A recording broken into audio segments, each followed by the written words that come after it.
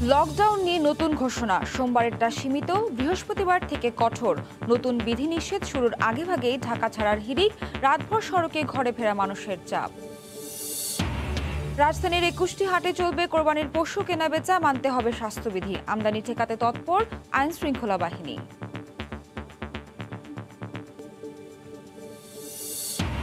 রাজধানী থেকে সরিয়ে ফেলা হচ্ছে বৈদ্যুতিক পণ্য ও হালকা প্রকৌশল শিল্প। মুন্সিগঞ্জে গড়ে উঠছে বিশেষায়িত শিল্পনগরী।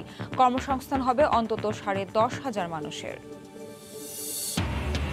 জার্মানি, আয়ারল্যান্ডে ছড়িয়ে পড়ছে ডেল্টা বা ভারতীয় ভ্যারিয়েন্ট। শঙ্কায় প্রবাসীরা, স্বাস্থ্যবিধি না মানার সমালোচনার মুখে পদত্যাগ করলেন ব্রিটিশ স্বাস্থ্য।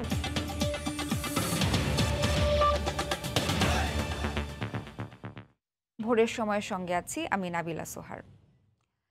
একদিন না পেরোতে লকডাউন নিয়ে এলো নতুন ঘোষণা। কাল হবে সীমিত, আর বৃহস্পতিবার থেকে শুরু হবে এক সপ্তাহের কঠোর লকডাউন। স্বরাষ্ট্রমন্ত্রীর সভাপতিত্বে সরকারের উচ্চ পর্যায়ের ভার্চুয়াল সভায় এই সিদ্ধান্ত হয়। সোমবার এই বিষয়ে বিস্তারিত প্রজ্ঞাপন দেওয়া হবে বলে জানিয়েছে তথ্য অধিদপ্তর। করোনা সংক্রমণের লাগাম টানতে একদিন আগেই সোমবার থেকে সারা দেশে কঠোর লকডাউনের ঘোষণা আসে। ২৪ ঘন্টা না পেরোতেই এলো নতুন সিদ্ধান্ত। বাজেট পাশের কারণে বুধবার পর্যন্ত খোলা থাকছে আর্থিক প্রতিষ্ঠান। তাই সোমবার থেকে কঠোর নয়, সীমিত পরিসরে শুরু হবে বিধিনিষেধ। আর ১ জুলাই থেকে কঠোর লকডাউনে যাচ্ছে পুরো দেশ। শনিবার সন্ধ্যায় স্বরাষ্ট্রমন্ত্রী আসাদুজ্জামান খান কামালের সভাপতিত্বে সরকারের উচ্চ পর্যায়ের কর্মকর্তাদের ভার্চুয়াল সভায় এই সিদ্ধান্ত হয়। ২৮ তারিখ থেকে সীমিত, ১ তারিখ থেকে কমপ্লিট লকডাউন, ১ তারিখ থেকে ৪ দিন। লকডাউন তো হচ্ছে ১ তারিখ থেকে, সেটা শুনলাম, এটা তো সত্য? অনেকটা সেই রকমই, মানে একটা ব্রিদিং টাইম দেওয়া হচ্ছে।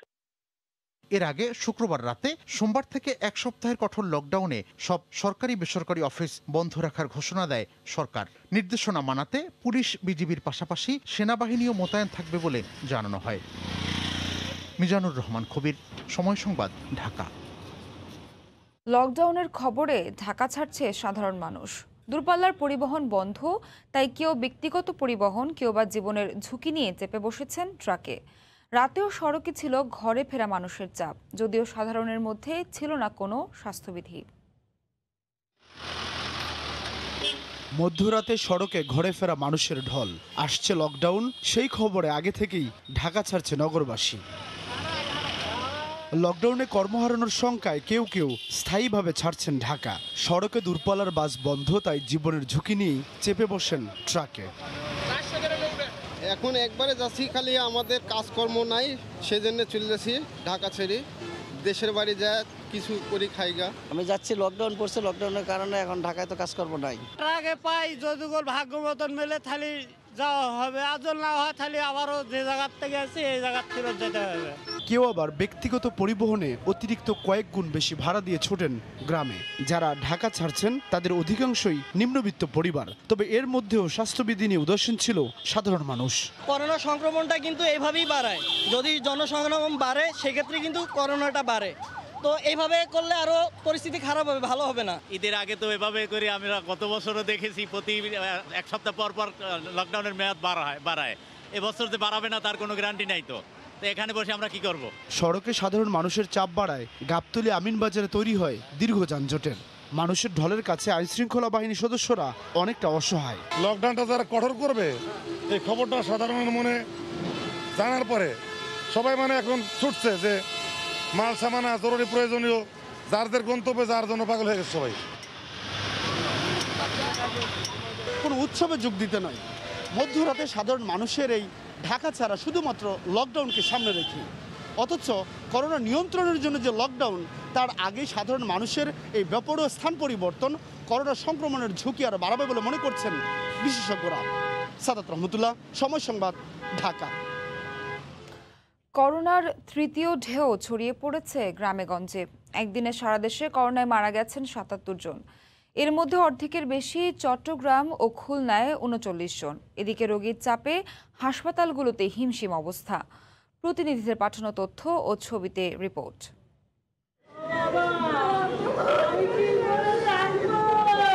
সীমান্তের জেলা ছাপিয়ে করোনার সংক্রমণ বেড়েই যাচ্ছে গ্রামেও। লকডাউনেও থামানো যাচ্ছে না আক্রান্তের হার। আগে থেকেই উচ্চ ঝুঁকিতে থাকা রাজশাহী ও খুলনা অঞ্চলের করোনা পরিস্থিতির চরম অবনতি হয়েছে।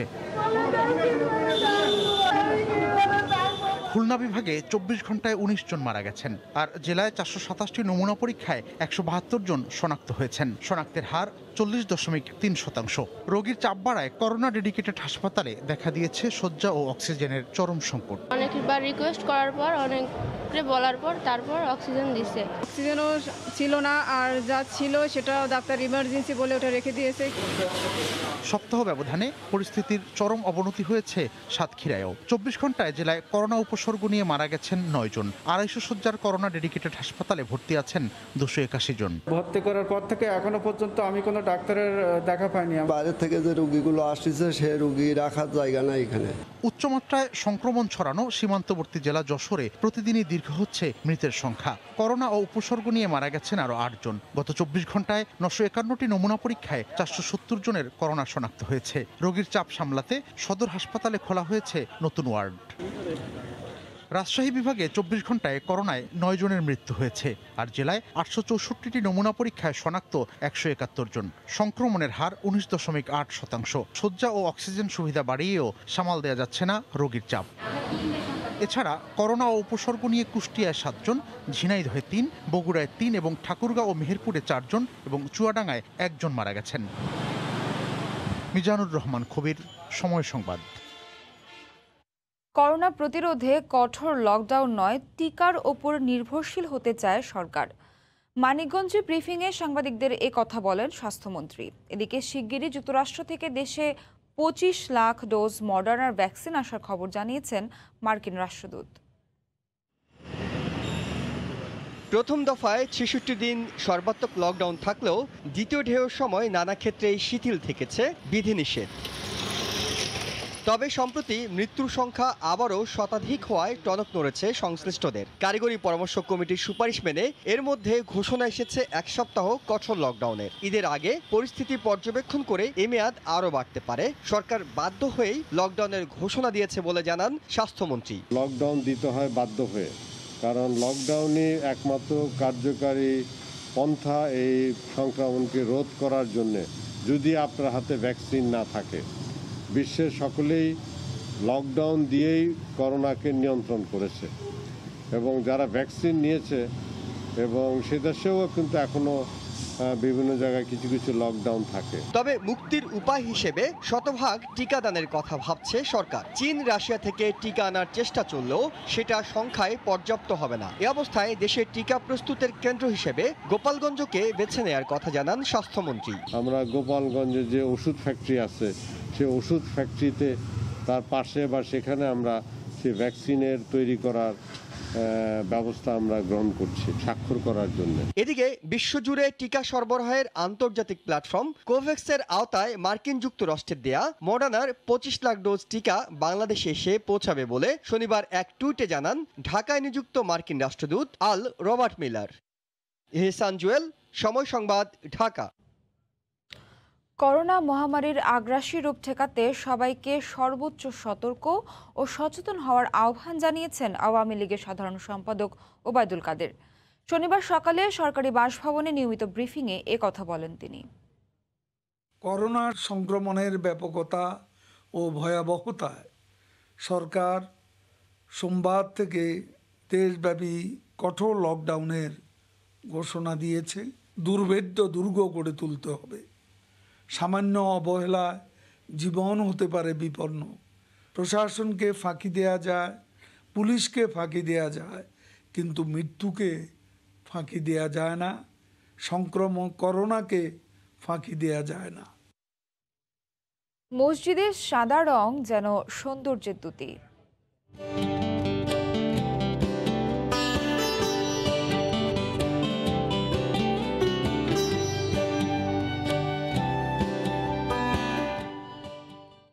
মাদারীপুরের শিবচরে দৃষ্টিনন্দন মসজিদ নিয়ে রিপোর্ট থাকছে সংবাদের শেষাংশে।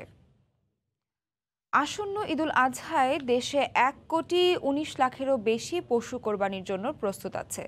আর রাজধানীর 21টি হাটে পশু কেনাবেচা হবে কঠোর স্বাস্থ্যবিধি মেনেই। কৃত্রিম উপায়ে মোটা তাজা করা পশু চিহ্নিত করতে কাজ করবে মেডিকেল টিম। কোভিড সংক্রমণ নিয়ন্ত্রণে ভারত সহ দেশের বাইরে থেকে পশু আমদানি ঠেকানোর কথাও জানান সংশ্লিষ্ট মন্ত্রীরা। তবে এবারও নির্ধারিত স্থানে পশু জবাইয়ে কঠোরতা আরোপের উদ্যোগ নেই সরকারের। প্রসূন আশিসের প্রতিবেদন। গত বছরের চেয়ে প্রায় 25 লাখ বেশি ধরে এবছর মোট 1,19,00,000 পশু কোরবানির জন্য প্রস্তুত রাখা হয়েছে, যার পুরোটাই দেশীয় উৎস থেকে আসবে। 2 সিটি কর্পোরেশনের আওতায় প্রায় 19টি অস্থায়ী ও 2টি স্থায়ী হাটে পশু বেচাকেনা হবে। তবে কঠোর স্বাস্থ্যবিধি মেনে নির্ধারিত হাটেই পশু বেচাকেনার কথা জানিয়েছেন স্থানীয় সরকার মন্ত্রী। পশুর হাট নির্ধারিত স্থানে মানুষ এক পথ দিয়ে ঢুকবে, আরেক পথ দিয়ে বের হবে, মাস্ক করবে, একই পরিবারের অনেক লোক যেন হাটে না যায়। ভারত, মিয়ানমার সহ দেশের বাইরে থেকে পশু আমদানি ঠেকাতে আইন শৃঙ্খলা বাহিনীর পাশাপাশি কাজ করবে ভ্রাম্যমাণ আদালত। এদিকে মানবদেহের জন্য ক্ষতিকর পদার্থ প্রয়োগে মোটা তাজা করা পশু মেডিকেল টিমের মাধ্যমে চিহ্নিত করার কথা জানালেন মৎস্য ও প্রাণী সম্পদ মন্ত্রী। কোনোভাবেই যাতে অবৈধভাবে দেশের ভিতরে কোনো প্রাণী আসতে না পারে, বর্ডার গার্ড কাজ করছে, পুলিশ করছে, র্যাব কাজ করতেছে, প্রশাসনিকভাবে মোবাইল কোর্টও থাকবে। কৃত্রিম উপায়ে মোটা তাজাকরণ করা, এটা প্রতিরোধ করার জন্য প্রতিটি হাটেই আমাদের ভেটেরিনারি সার্জনরা থাকবে। প্রতিটি গরুকেই কিন্তু পরীক্ষা করে রিপোর্ট দিতে পারবো যে এই গরুর মাংসটি বা এই ছাগল, ভেড়া, মহিষের মাংসটি নিরাপদ কি নিরাপদ না। তবে পরিবেশ রক্ষায় এবারও নির্ধারিত স্থানে পশু কুরবানির পরিকল্পনা থাকলেও বাস্তবে শতভাগ মেনে চলতে কঠোরতা আরোপের উদ্যোগ নেই বলে জানান 2 সিটি মেয়র। এর আগে সিটি কর্পোরেশন কয়েকবার চেষ্টা করেছিল যে নির্ধারিত স্থানে সেখানে জবাই দেওয়ার বিষয়টা, কিন্তু সেটা আসলে সফল হয়নি। তবে আমরা যে জবাইখানাগুলো নির্মাণ করছি, এগুলো যদি চালু করা যায় ভবিষ্যতে হয়তো বা এটা ধীরে ধীরে পরিবর্তন হবে। পরিকল্পনা আছে নির্ধারিত স্থানে করার জন্য, কিন্তু এটা আমরা সবাই দেখেছি সামাজিকভাবে একটা চল হয়ে আসছে। আমার মাংস, আমার গরুর কাটা, আমার গরুর কোরবানি আমি নিজে দেখব। গত বছরের মতো এবারও কোরবানির 24 ঘন্টার মধ্যেই পশুর বর্জ্য সরানোর প্রতিশ্রুতি দিলেন 2 মেয়র। তারা সর্বক্ষণ তারা মনিটরিং করবে। প্রসূন আশিস, সময় সংবাদ, ঢাকা। ভোরের সময় আরও থাকছে, সাহারার মরুভূমিতে পানির সংকটের মধ্যেও জীবন বাজি রেখে কাজ করে যাচ্ছে বাংলাদেশ সেনাবাহিনী। বরাদ্দের পানি বাঁচিয়ে ফলাচ্ছেন সবুজের বাগান।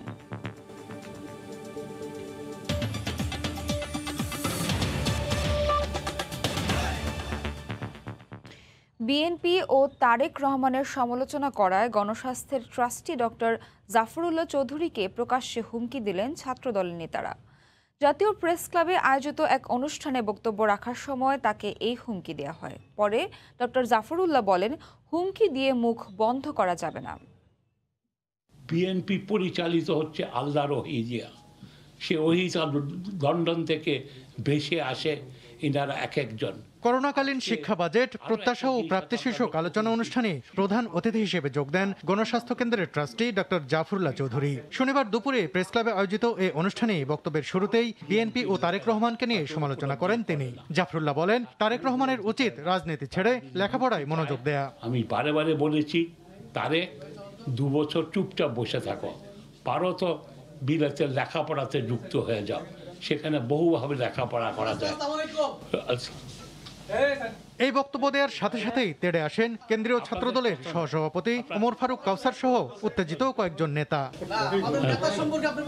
না, আপনাদের নেতা দাদা কেউ না তো বটে, আপনাদের ভালোর জন্যই করতেছে, আপনাদের ভালোই বুঝেন না আপনারা। হুমকি দেওয়ার সময় ডায়াসে উপস্থিত ছিলেন বিএনপি দলীয় সাবেক শিক্ষা প্রতিমন্ত্রী আনম এহসানুল হক মিলন ও সাংবাদিক নেতা শওকত মাহমুদ। পরে ডক্টর জাফরুল্লাহ বলেন, তিনি হুমকিকে পরোয়া করেন না। আমার মতো লোককে যাদের বয়স হয়েছে ওই ভয় দেখিয়ে জাফরুল্লাহ চৌধুরী কণ্ঠস্বর বন্ধ করা যাবে না। আমি যেটাকে ভালো মনে করব, যেটা জাতির জন্য উপযুক্ত মনে করব, যেটা জাতির জন্য প্রয়োজন মনে করব, সেই সম্পর্কে কথা বলেই যাব, সেটা কারো পছন্দ হোক বা নাই হোক। এক ব্যক্তির বন্দনা জাতিকে ধ্বংসের পথে নিয়ে যায় বলেও মন্তব্য করেন ডক্টর জাফরুল্লাহ চৌধুরী। ওখানে তারা করছে এক ব্যক্তির বন্দনা, কিছুক্ষণ আগে এখানেও দেখলেন এক ব্যক্তির বন্দনা। সালাউদ্দিন সুমন, সময় সংবাদ, ঢাকা। ধরুন তপ্ত মরুর বুকে আপনাকে দেয়া হলো মাত্র 15 লিটার পানি। খাওয়া ছাড়া এই পানি দিয়ে চলতে হবে 24 ঘন্টা। নদীমাতৃক বাংলার মানুষ হিসেবে আপনি নিশ্চয়ই ভাবছেন এ তো অসম্ভব, কিন্তু সে অসম্ভবকেই দীর্ঘ 8 বছর ধরে সম্ভব করে চলছে বাংলাদেশ সেনাবাহিনী। মালির তপ্ত সাহারা মরুভূমির উত্তপ্ত পরিস্থিতিতে শান্তি রক্ষায় এমন অবর্ণনীয় কষ্ট ও জীবনের ঝুঁকি নিয়ে বিশ্ব দরবারে বাংলার মুখ উজ্জ্বল করছেন বাংলা সেনারা। পশ্চিম আফ্রিকার দেশ মালি থেকে ফিরে আরও জানাচ্ছেন আতিকুর রহমান তমাল।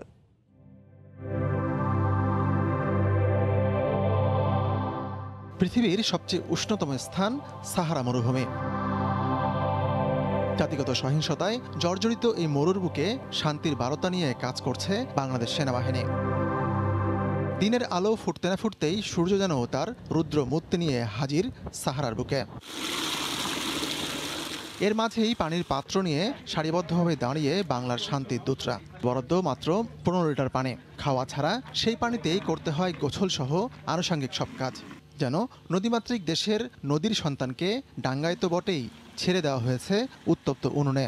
পানিটা দেখার পরে খুবই কষ্ট লাগছে যে 15 লিটার পানিতে কি করব। কিছু বাচ্চা দেখলাম যে জুসের মতো কিছু খাচ্ছে, একটু পরে দেখলাম যে নোংরা পানি খাচ্ছে তারা। কেন পানির অপর নাম জীবন সেটি বোঝা যায় সাহারা এলে। এবং এই যে লিটার গুনে গুনে পানি ব্যবহার করা, সেটি অসহনীয় এই কাজটি করে যাচ্ছে বাংলা সেনারা অনেকটাই ধৈর্যের সঙ্গে। এবং সাহারা এলে আরও বোঝা যায় বাংলাদেশে আমরা কি পরিমাণ পানি অপচয় করি। বাংলাদেশে আমি চেষ্টা করব যে পানি অন্তত আগের চেয়ে একটু সেভ করার জন্য। অবশ্যই খারাপ লাগে, কারণ কি জন্য, যেহেতু 15 লিটার পানি সেটা ইচ্ছা করলে তাকে 16 লিটার দেওয়া যাবে না। যদি 16 লিটার দেওয়া হয় পানি, তাহলে পরবর্তীতে যারা তাকে বা 5-7 জন 10 জন যাকে বেশি যতটুকু বেশি দেওয়া হয়, লাস্টের দিকে তারা অতটুকু কম পাবে। পানির অভাবে পশু পাখিরও জীবন টিকিয়ে রাখা দায়। সাধারণত মরুর বুকে কিছু নিম গাছ আর কিছু মরু গাছ ছাড়া অন্য কিছুই বাঁচে না। ছবিতে যে গাছটি দেখা যাচ্ছে সেটির গায়ে লেখা আব্দুল মান্নান, কিন্তু ঘটনা জানা গেল এটি গাছের নাম নয়, এর মালিকের নাম মান্নান। সবার নামে একটা করে গাছ দেওয়া আছে। এটা মূলত আমরা গাছটা নামে দেওয়ার অর্থ হচ্ছে এই গাছটা যাতে মারা না যায়। পানির এমন সংকটের মাঝেও শ্যামল বাংলার সন্তানরা এই মরুতেই ফলিয়েছেন সবজি বাগান। নিজের বরাদ্দের পানি বাঁচিয়ে সাহারার বুকে শান্তির পাশাপাশি সবুজের বীজ রোপণ করছেন বাংলার সেনারা। আমি এইখানে কলমি শাক, ডাঁটা শাক, পুঁই শাক এবং বাঙ্গি আমি পানিটা সারাদিন ব্যবহার করার পরে জমায় রাখি। জমায় রাখার পরে বিকালবেলা বাগানে আমি ওই পানি রিসাইকেল পানি হিসাবে ব্যবহার করার পরে এটা নিয়ে আসার পরে সবজিতে দিই। মরুভূমিতে কি পরিমাণ পানির সংকট রয়েছে সেটি কিন্তু গাঁও এলাকার যে সুপার ক্যাম্প, সেই সুপার ক্যাম্পের বাথরুমে এলে কিন্তু আমরা অনেকটা বুঝতে পারবো। সেটি হচ্ছে যে আপনি হয়তো দেখতে পারবেন যে এখানে একটি নোটিশ দেওয়া রয়েছে, সেখানে বলা হয়েছে যে পানির স্বল্পতা চলছে। 1 মগ পানিতে অজু এবং 5 মগ পানিতে কিন্তু গোসল করার কথা বলা হয়েছে। মরুর বুকে বহুদূর থেকে বহু কর্মযজ্ঞ শেষে পানি আনতে হয় শান্তির দূতদের জন্য। সেই পানি বন্টনের পর মরুর ধূলিঝড়ের কারণে সেটিও মাঝে মাঝেই নষ্ট হবার শঙ্কা থাকে। আতিকুর রহমান তমাল, সময় সংবাদ, গাঁও, মালে। চট্টগ্রামের জলাবদ্ধতা নিরসন প্রকল্পের কাজ দ্রুত শেষ করার সিদ্ধান্ত নেওয়া হয়েছে বলে জানিয়েছেন স্থানীয় সরকার মন্ত্রী মোহাম্মদ তাজুল ইসলাম। গতকাল সকালে চট্টগ্রাম সার্কিট হাউসে বিভিন্ন সংস্থার সাথে সভা শেষে তিনি একথা বলেন। এ সময় প্রকল্পে কোনো ত্রুটি আছে কিনা খতিয়ে দেখা হবে বলেও জানান মন্ত্রী। এই প্রকল্পের মধ্যে কোথায়ও কোনো জায়গাতে আমাদের ডিজাইন ইমপ্লিমেন্টেশনে কোথায় কোনো রকম আপনাদের কাছে অ্যাপ্রিহেনশন আছে কিনা যে আমরা এরকম এই সমস্যাটা দেখা দিতে পারে। আমরা যদি প্রকল্প বাস্তবায়িত হয় তাইলে এই সুফল এমন আসতে পারে, অথবা এর জন্য আমরা কুফলের মোকাবিলা করতে পারি। কোভিড চিকিৎসায় বেহাল অবস্থা পার্বত্য জেলা খাগড়াছড়ির। হাসপাতালগুলোতে প্রয়োজনের অর্ধেক চিকিৎসক ও নার্স নিয়ে চলছে স্বাস্থ্যসেবা। জেলা সদর থেকে শুরু করে উপজেলা হাসপাতালগুলোর একই চিত্র। করোনাকালে সেবা বঞ্চিতরা ছুটছেন বিভিন্ন বেসরকারি ক্লিনিকে। এক্ষেত্রে বেশি ভোগান্তিতে পড়ছেন হতদরিদ্ররা। খাগড়াছড়ির প্রতিনিধি জিতেন বড়ুয়ার তথ্য ও ছবি নিয়ে রিপোর্ট। 100 শয্যার খাগড়াছড়ি আধুনিক জেলা সদর হাসপাতাল 50 শয্যা নিয়ে চলছে 10 বছর ধরে।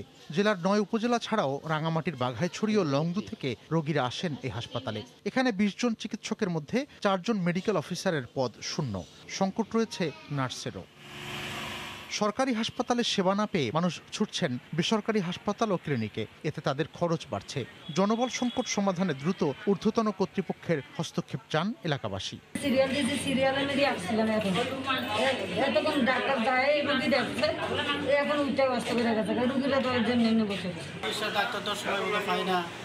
বা চিকিৎসা সঠিকভাবে হয় না। জরুরি প্রয়োজনে উপজেলা স্বাস্থ্য কমপ্লেক্স থেকে ধার করে চিকিৎসক আনা হয় সদর হাসপাতালে, ফলে সেখানেও ব্যাহত হচ্ছে চিকিৎসা সেবা। হাসপাতালে ডাক্তার হিসাবে চিকিৎসা ব্যবস্থা খুবই অপ্রতুল, তারপরেও তারা রাত দিন 24 ঘন্টা পরিশ্রম করে আমার ডাক্তাররা চিকিৎসা সেবা দিয়ে যাচ্ছে। কর্তৃপক্ষ যদি আমাদের এখানে একটু সুদৃষ্টি দেন, তাহলে আমরা যদি নতুন করে আরও ডাক্তার পাই, পর্যাপ্ত জনবল পাই, তাহলে আমরা এই করোনা পরিস্থিতিতেও আমরা আমাদের চিকিৎসা কার্যক্রম ঠিকমতো চালিয়ে যেতে পারবো। বিষয়টি জানানো হয়েছে স্বাস্থ্য অধিদপ্তরে। করোনা পরিস্থিতির কারণে শূন্য পদ পূরণ করতে সমস্যা হচ্ছে বলে জানান সিভিল সার্জন। করোনাকালীন সময় আসলে এখন একটু ওই যে বদলি পদায়ন নিয়ে একটু দেরি হওয়াতে আমরা ডাক্তার পাচ্ছি না। এখন আশা করি সরকার আমাদের কথা আমরা জানিয়েছি, এটি বিবেচনা করবেন। খাগড়াছড়িতে 129 চিকিৎসকের বিপরীতে কর্মরত আছেন মাত্র 74 জন, আর 225 জন নার্সের বিপরীতে রয়েছেন 115 জন। এছাড়াও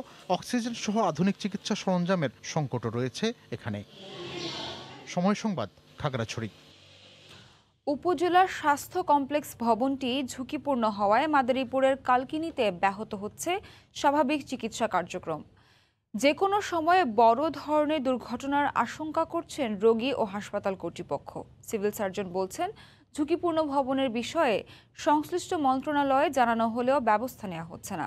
মাদারীপুর থেকে সঞ্জয় কর্মকার, অভিজিতের তথ্য ও সাদাত আকনের রিপোর্ট। মাদারীপুরে রোগী আর চিকিৎসকদের কাছে এখন আতঙ্কের নাম কালকিনি উপজেলা স্বাস্থ্য কমপ্লেক্স। ভবনটি পুরাতন হওয়ায় এর বিভিন্ন স্থানে দেখা দিয়েছে ফাটল, দেবে গেছে উপরের দেয়াল। এর চাপে বারান্দার কয়েকটি গ্রিলও গেছে বেঁকে। এছাড়া পলেস্তরা খসে পড়ছে প্রতিনিয়ত। ইতিমধ্যে 2টি ওয়ার্ড বন্ধ করে দেয়া হয়েছে। নারী পুরুষ গাদাগাদি করে এক রুমের ভেতর দেয়া হচ্ছে চিকিৎসা। আমাদের এই হসপিটালে অনেক জায়গায় বিল্ডিং ফাটল ধরছে, মাঝে মাঝে রোগীর মাথার উপরও সিলিং এর ফাইটা এই সিমেন্ট পড়ে, মাঝে মাঝে সিমেন্ট পড়ে। আসলে বরিশাল পাঠিয়ে দেয়, ফরিদপুর পাঠিয়ে দেয়, মাদারীপুর পাঠিয়ে দেয়। এই জায়গায় থাকার কোনো গরিব রোগীর কোনো চিকিৎসা পায় না সবসময়। এখানে বিল্ডিংটা আমরা খুব ঝুঁকিপূর্ণ রিস্কের উপরে আছি। রোগী নিয়ে গরমে ফ্যান নাই, বারান্দায় শোয়া। হাসপাতাল কর্তৃপক্ষ জানায়, 1976 সালে নির্মাণ করা হয় উপজেলা স্বাস্থ্য কমপ্লেক্সের দোতলা ভবনটি।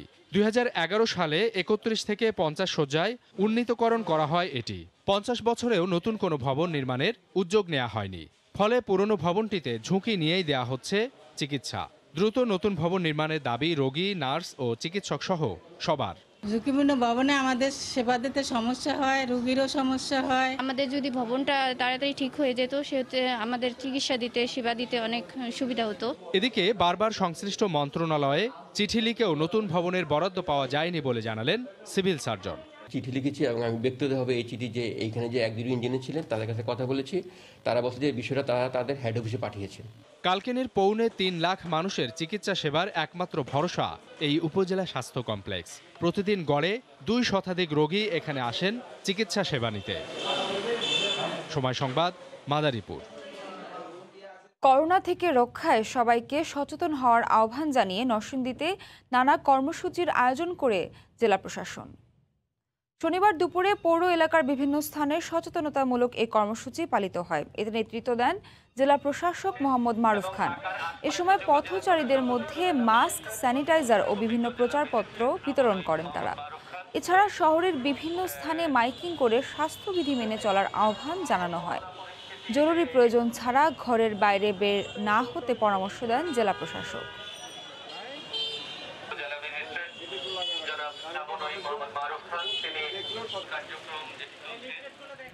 সুতার বাজার অস্থিতিশীল হওয়ায় বিপাকে পড়েছে নরসিংদীর টেক্সটাইল শিল্প মালিকরা। তাদের অভিযোগ, লোকসান থেকে ঘুরে দাঁড়ানোর পথে এখন নতুন বাধা সুতা ব্যবসার সিন্ডিকেট। তবে সুতা ব্যবসায়ীদের দাবি, আন্তর্জাতিক বাজারে তুলার দাম বাড়ায় দর ওঠানামা করছে। তবে চেম্বার ব্যবসায়ী নেতারা বলছেন, সুতা ব্যবসার সিন্ডিকেট ভাঙতে প্রশাসন সহ মন্ত্রণালয়ের সাথে আলোচনা চালাচ্ছেন তারা। আশিকুর রহমান পিয়ালের পাঠানো তথ্য ও ছবি নিয়ে ডেস্ক রিপোর্ট। দেশীয় কাপড়ের চাহিদার প্রায় 70 থেকে 80% কাপড় উৎপাদন হয় নরসিংদীর টেক্সটাইল মিলগুলোতে, কিন্তু দীর্ঘদিন ধরে দফায় দফায় সুতার দাম বৃদ্ধির কারণে এসব টেক্সটাইলে কাপড়ের উৎপাদন খরচ বাড়লেও দেশীয় বাজারে বাড়ছে না কাপড়ের দাম। গত এক মাসে সুতার দাম বেড়েছে পাউন্ড প্রতি 15 থেকে 25 টাকা। শিল্প মালিকদের অভিযোগ, সরকারের তদারকি না থাকায় দিনের পর দিন সিন্ডিকেটের মাধ্যমে নানা অজুহাতে বাড়ানো হচ্ছে সুতার দাম, ফলে আবারও হুমকির মুখে দেশীয় বস্ত্র খাত। 95 টাকা 30 কাউন্টের সুতা কিনতাম বা 100 টাকা কিনতাম, এই সুতা এখন 140 টাকা 150 টাকা। এখন আমরা জিম্মি কিছু আমরা কিছু প্রতিকার করার কোনো উপায় নেই। আমরা নগদ টিয়া সুতা কিনা বাকি কাপড় বেচাও এখন ওই রিক্সা ভাড়ার টিয়া দেওয়া যাবে না, এই অবস্থায়। অন্যদিকে অভিযোগ অস্বীকার করে সুতার কারবারিরা বলছেন, আন্তর্জাতিক বাজারে তোলার দাম বৃদ্ধি সহ নানা কারণে দাম ওঠানামা করে। আন্তর্জাতিক বাজার যদি বাড়ে, বাজার বাড়ে, কমলে কমে। যত স্পিনিং মিলগুলো আছে এদের কাছ থেকে অ্যাভেলেবেল সুতা এখন বললো, এরা সুতা দিতেছে না। ব্যবসায়ী নেতারা বলছেন, সুতার ব্যবসার সিন্ডিকেট ভাঙতে ইতোমধ্যেই প্রশাসনের হস্তক্ষেপের পাশাপাশি বিটিএমএ, বিজিএম সহ বাণিজ্য মন্ত্রণালয়ে আলোচনা করেছেন তারা। সুতার একটা শক্তিশালী সিন্ডিকেট আছে, যে সিন্ডিকেটটা আপনার আফ্রিকাতে সুতার দাম বাড়ার আগেই, তুলার দাম বাড়ার আগেই এখানে সুতার দাম বেড়ে যায়, অথচ যেই সুতার দামটা বাড়লো সেই সুতা বাংলাদেশে এসে প্রোডাকশন হতে মিনিমাম 3 মাস সময় লাগে। আমরা ইতিমধ্যে বিটিএমএ এবং বিকেএমই এর সাথেও কথা হয়েছে, বাণিজ্য মন্ত্রণালয়ের সাথেও আমরা সমন্বয় করে কাজ করার চেষ্টা করছি। নরসিংদী জেলায় ছোট বড় মিলিয়ে প্রায় 1,500 টেক্সটাইল শিল্প কারখানা রয়েছে, যেখানে প্রায় 3 লাখ শ্রমিক কাজ করেন। সময় সংবাদ, নরসিংদী। রাজধানীতে ছড়িয়ে ছিটিয়ে থাকা বৈদ্যুতিক পণ্য ও হালকা প্রকৌশল শিল্প মুন্সিগঞ্জে সরিয়ে নেওয়া হচ্ছে। টঙ্গীবাড়ি উপজেলার বেতকায় বিশেষায়িত এই শিল্পনগরী নির্মাণ চলছে এখন পুরোদমে। এখন মাত্র 17% কাজ বাকি। বিসিক বলছে, আগামী বছরের জুনের মধ্যেই শিল্প মালিকদের কাছে প্লট হস্তান্তর শুরু হবে। এখানে অন্তত 10,500 মানুষের কর্মসংস্থান হবে। বিস্তারিত নাসিরউদ্দিন উজ্জ্বলের রিপোর্টে ছবি তুলেছেন আবু সাইদ। মুন্সিগঞ্জের বেতকার ইছামতি নদীর তীরে চলছে শিল্প কারখানা গড়ে তোলার জন্য প্লট তৈরির কাজ। সকল প্লটের জন্য তৈরি করা হচ্ছে প্রশস্ত রাস্তা, ড্রেন, কালভার্ট ছাড়াও হচ্ছে প্রশাসনিক ভবন। হাই ভোল্টের নিরবিচ্ছিন্ন বিদ্যুৎ ব্যবস্থা সহ আধুনিক সব সুবিধাই থাকছে এখানে। রাজধানী সহ বিভিন্ন শহরের সাথে নৌ এবং উন্নত সড়ক যোগাযোগ রয়েছে। পদ্মা সেতুর সহজ যোগাযোগ ছাড়াও এই প্রকল্প থেকে রাজধানীর দূরত্ব মাত্র 20 মিনিটের। তাই রাজধানীর নবাবপুর ও ধোলাইখালে ছড়িয়ে ছিটিয়ে থাকা বৈদ্যুতিক পণ্য ও হালকা প্রকৌশল কারখানাগুলো সরিয়ে আনতেই প্রকল্পটি নেওয়া হয়েছে। এখানেই তৈরি হবে বিশ্বমানের বৈদ্যুতিক ফিটিংস সহ ফ্যান, লাইট, গাড়ির যন্ত্রাংশ এবং নানা পণ্য। শিল্পনগরীটি চালুর আগেই বদলে যেতে শুরু করেছে এলাকার চেহারা। সৃষ্টি হয়েছে বহু মানুষের কর্মসংস্থান। বড় বড় রেল, ভালো জিনিসপাতি হবে বিধায় আমরা এখানে কাজ করতেছি। লোকজন দেখতে আসে, খুব সুন্দর জায়গা হয়েছে, পরিবর্তন হয়ে গেছে, জায়গার দাম বাড়ছে। পরিত্যক্ত জায়গায় এই শিল্পনগরী হওয়াতে এই পুরো এলাকার চেহারায় পাল্টে গেছে। এই জায়গায় শিল্প কারখানা হবো, আমরা তার জন্য কাজ করতেছি। 35টা কালভার্ট আছে, কালভার্টের কাজ করতেছি। তো আমরা আশা করি নির্দিষ্ট সময়ের ভিতরে আমরা কাজ সম্পন্ন করতে পারবো ইনশাআল্লাহ। প্রকল্পটির নির্মাণ ব্যয় 309 কোটি টাকা। নানা চ্যালেঞ্জ সত্ত্বেও নির্ধারিত সময় আগামী বছরের জুনের মধ্যেই প্লটগুলো শিল্প মালিকদের মধ্যে হস্তান্তর শুরু হবে। প্রকল্পের সার্বিক অগ্রগতি 83%। জুন 2022-এর ভিতরেই আমরা সকল নির্মাণ কাজ শেষ করতে পারবো এবং প্রকল্প বাস্তবায়ন করে শিল্প মালিকদের আমরা হস্তান্তর করতে পারবো। এই মহামারীর মধ্যেও প্রকল্পটির দ্রুত বাস্তবায়ন কাজ চলমান রয়েছে। স্বাস্থ্যবিধি অনুসরণ করে আশা করা যায় নির্ধারিত সময়ে এই প্রকল্পটি বাস্তবায়ন করা সম্ভব হবে এবং ফলে ঢাকা এবং এর আশেপাশের যে বিচ্ছিন্ন শিল্প প্রতিষ্ঠানগুলো গড়ে উঠছে সেগুলা ইতিমধ্যে তাৎক্ষণিকভাবে স্থানান্তর করা সম্ভব হবে। 6, 10, 12 ও 14% করে 4 রকমের প্লট তৈরি করা হচ্ছে। 50 একর জমির উপর 361টি বৈদ্যুতিক পণ্য ও হালকা প্রকৌশল শিল্প গড়ে তুলতে এই শিল্প নগরী তৈরির চলছে বিশাল কর্মযজ্ঞ। মুন্সিগঞ্জের বেতকা থেকে নাসিরউদ্দিন উজ্জ্বল, সময় সংবাদ। 30 বছর পর সংশোধনের উদ্যোগ নিলেও খুবই ধীর গতিতে এগোচ্ছে ব্যাংক কোম্পানি আইন 2021 চূড়ান্তকরণ।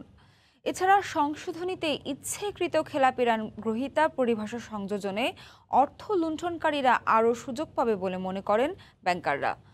জটিলতা থাকায় খসড়া এই আইনটি চূড়ান্ত হলেও কার্যকর হবে না মনে করছেন অর্থনীতিবিদরা। কাজল আব্দুল্লাহর রিপোর্ট।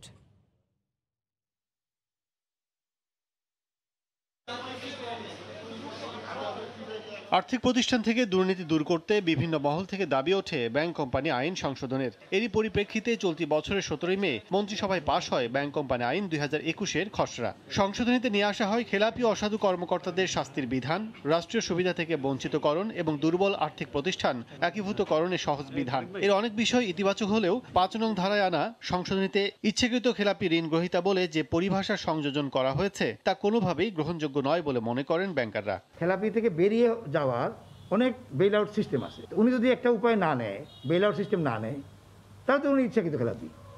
তো ওনাকে আবার ইচ্ছাকৃত কেন বলতে হবে? ডেফিনেশনটা খুব ক্লিয়ার হওয়া উচিত এবং এটার শাস্তিটা ক্লিয়ার এবং খুব অল্প সময়ের মধ্যে হওয়া উচিত আর কি, যেটাকে ফাস্ট ট্র্যাক বলা হয়। পানিশমেন্টটা ফাস্ট ট্র্যাক হওয়া উচিত আর কি। তাহলে এরকম যদি এক্সাম্পল কিছু ক্রিয়েট হয় তাহলে আমি মনে করি যে ব্যাংকিং সেক্টরে যে গুড গভর্নেন্স এটা খুব ভালো মতন কিন্তু আমার মনে হয় আমরা দেখতে পাবো। প্রবীণ ব্যাংকার ও অর্থনীতিবিদদের মতে খেলাপির একাধিক সংজ্ঞায় পার পেয়ে যাবেন সুযোগ সন্ধানীরা। খেলাপি নিয়ে আমরা একটা হাস্যাস্পদ জায়গাতে চলে, কে খেলাপি? খেলাপি যে পেমেন্ট করবে না সেই তো খেলাপি। সে যদি 3 মাস পেমেন্ট না করে, 6 মাস পেমেন্ট না করে, সে ডাউটফুল হবে। সে যদি 9 মাস পেমেন্ট না করে, সে লস হবে। এই আইনের খসড়াতে এখনো অনেক জিনিস আছে যেগুলো কিছু বিতর্কিত, আবার কিছু জিনিস আছে যেখানে বিভিন্ন মহলের চাপ আছে। এটা যে খুব একটা কার্যকর হবে বলে মনে হয় না, কারণ ইচ্ছাকৃত প্রমাণ করাটা খুব কঠিন ব্যাপার। আর্থিক প্রতিষ্ঠানের স্বার্থ অক্ষুণ্ণ রাখতে অর্থঋণ আদালতকে আরো কার্যকর করার পরামর্শ দিয়েছেন অর্থনীতিবিদরা। কাজল আব্দুল্লাহ, সময় সংবাদ, ঢাকা। ভোরের সময় আরও থাকছে, ভোলার সংরক্ষিত বনাঞ্চলে কমে যাচ্ছে মৌচাক, নদীতে লবণাক্ততা বৃদ্ধি আর মানুষের অবাধ চলাচলই কারণ, জীবিকার সংকটে মোয়ালিরা।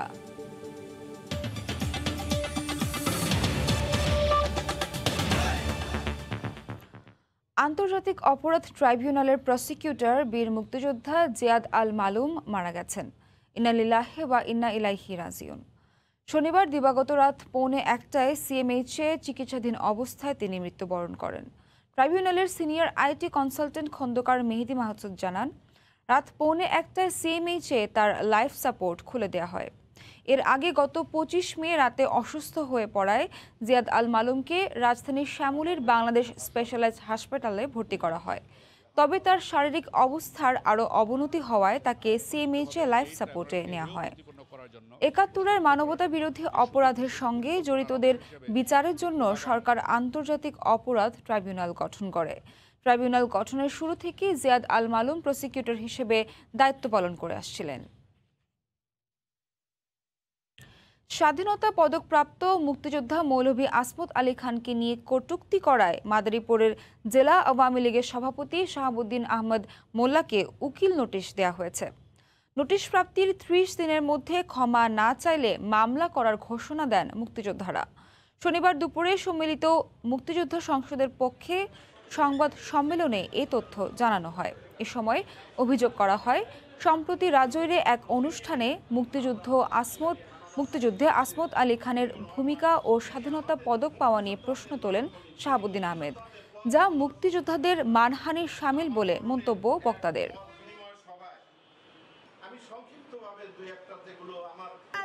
ব্যাটারি চালিত রিক্সা, ভ্যান ও ইজি বাইক বন্ধের প্রতিবাদে নীলফামারীতে মানববন্ধন করা হয়েছে। শনিবার সকালে রিক্সা মজদুর ইউনিয়ন ও জাতীয় শ্রমিক ফেডারেশনের ডাকে সৈয়দপুর প্রেস ক্লাবের সামনে ঘণ্টাব্যাপী বিক্ষোভ ও মানববন্ধন করা হয়। এতে শতাধিক চালক অংশ নেন। এ সময় বুয়েট প্রস্তাবিত রিক্সা বডি ও উন্নত ব্রেক সহ ব্যাটারি চালিত রিক্সা, ভ্যান ও ইজি বাইক চালার ব্যবস্থা করার দাবি জানান বক্তারা।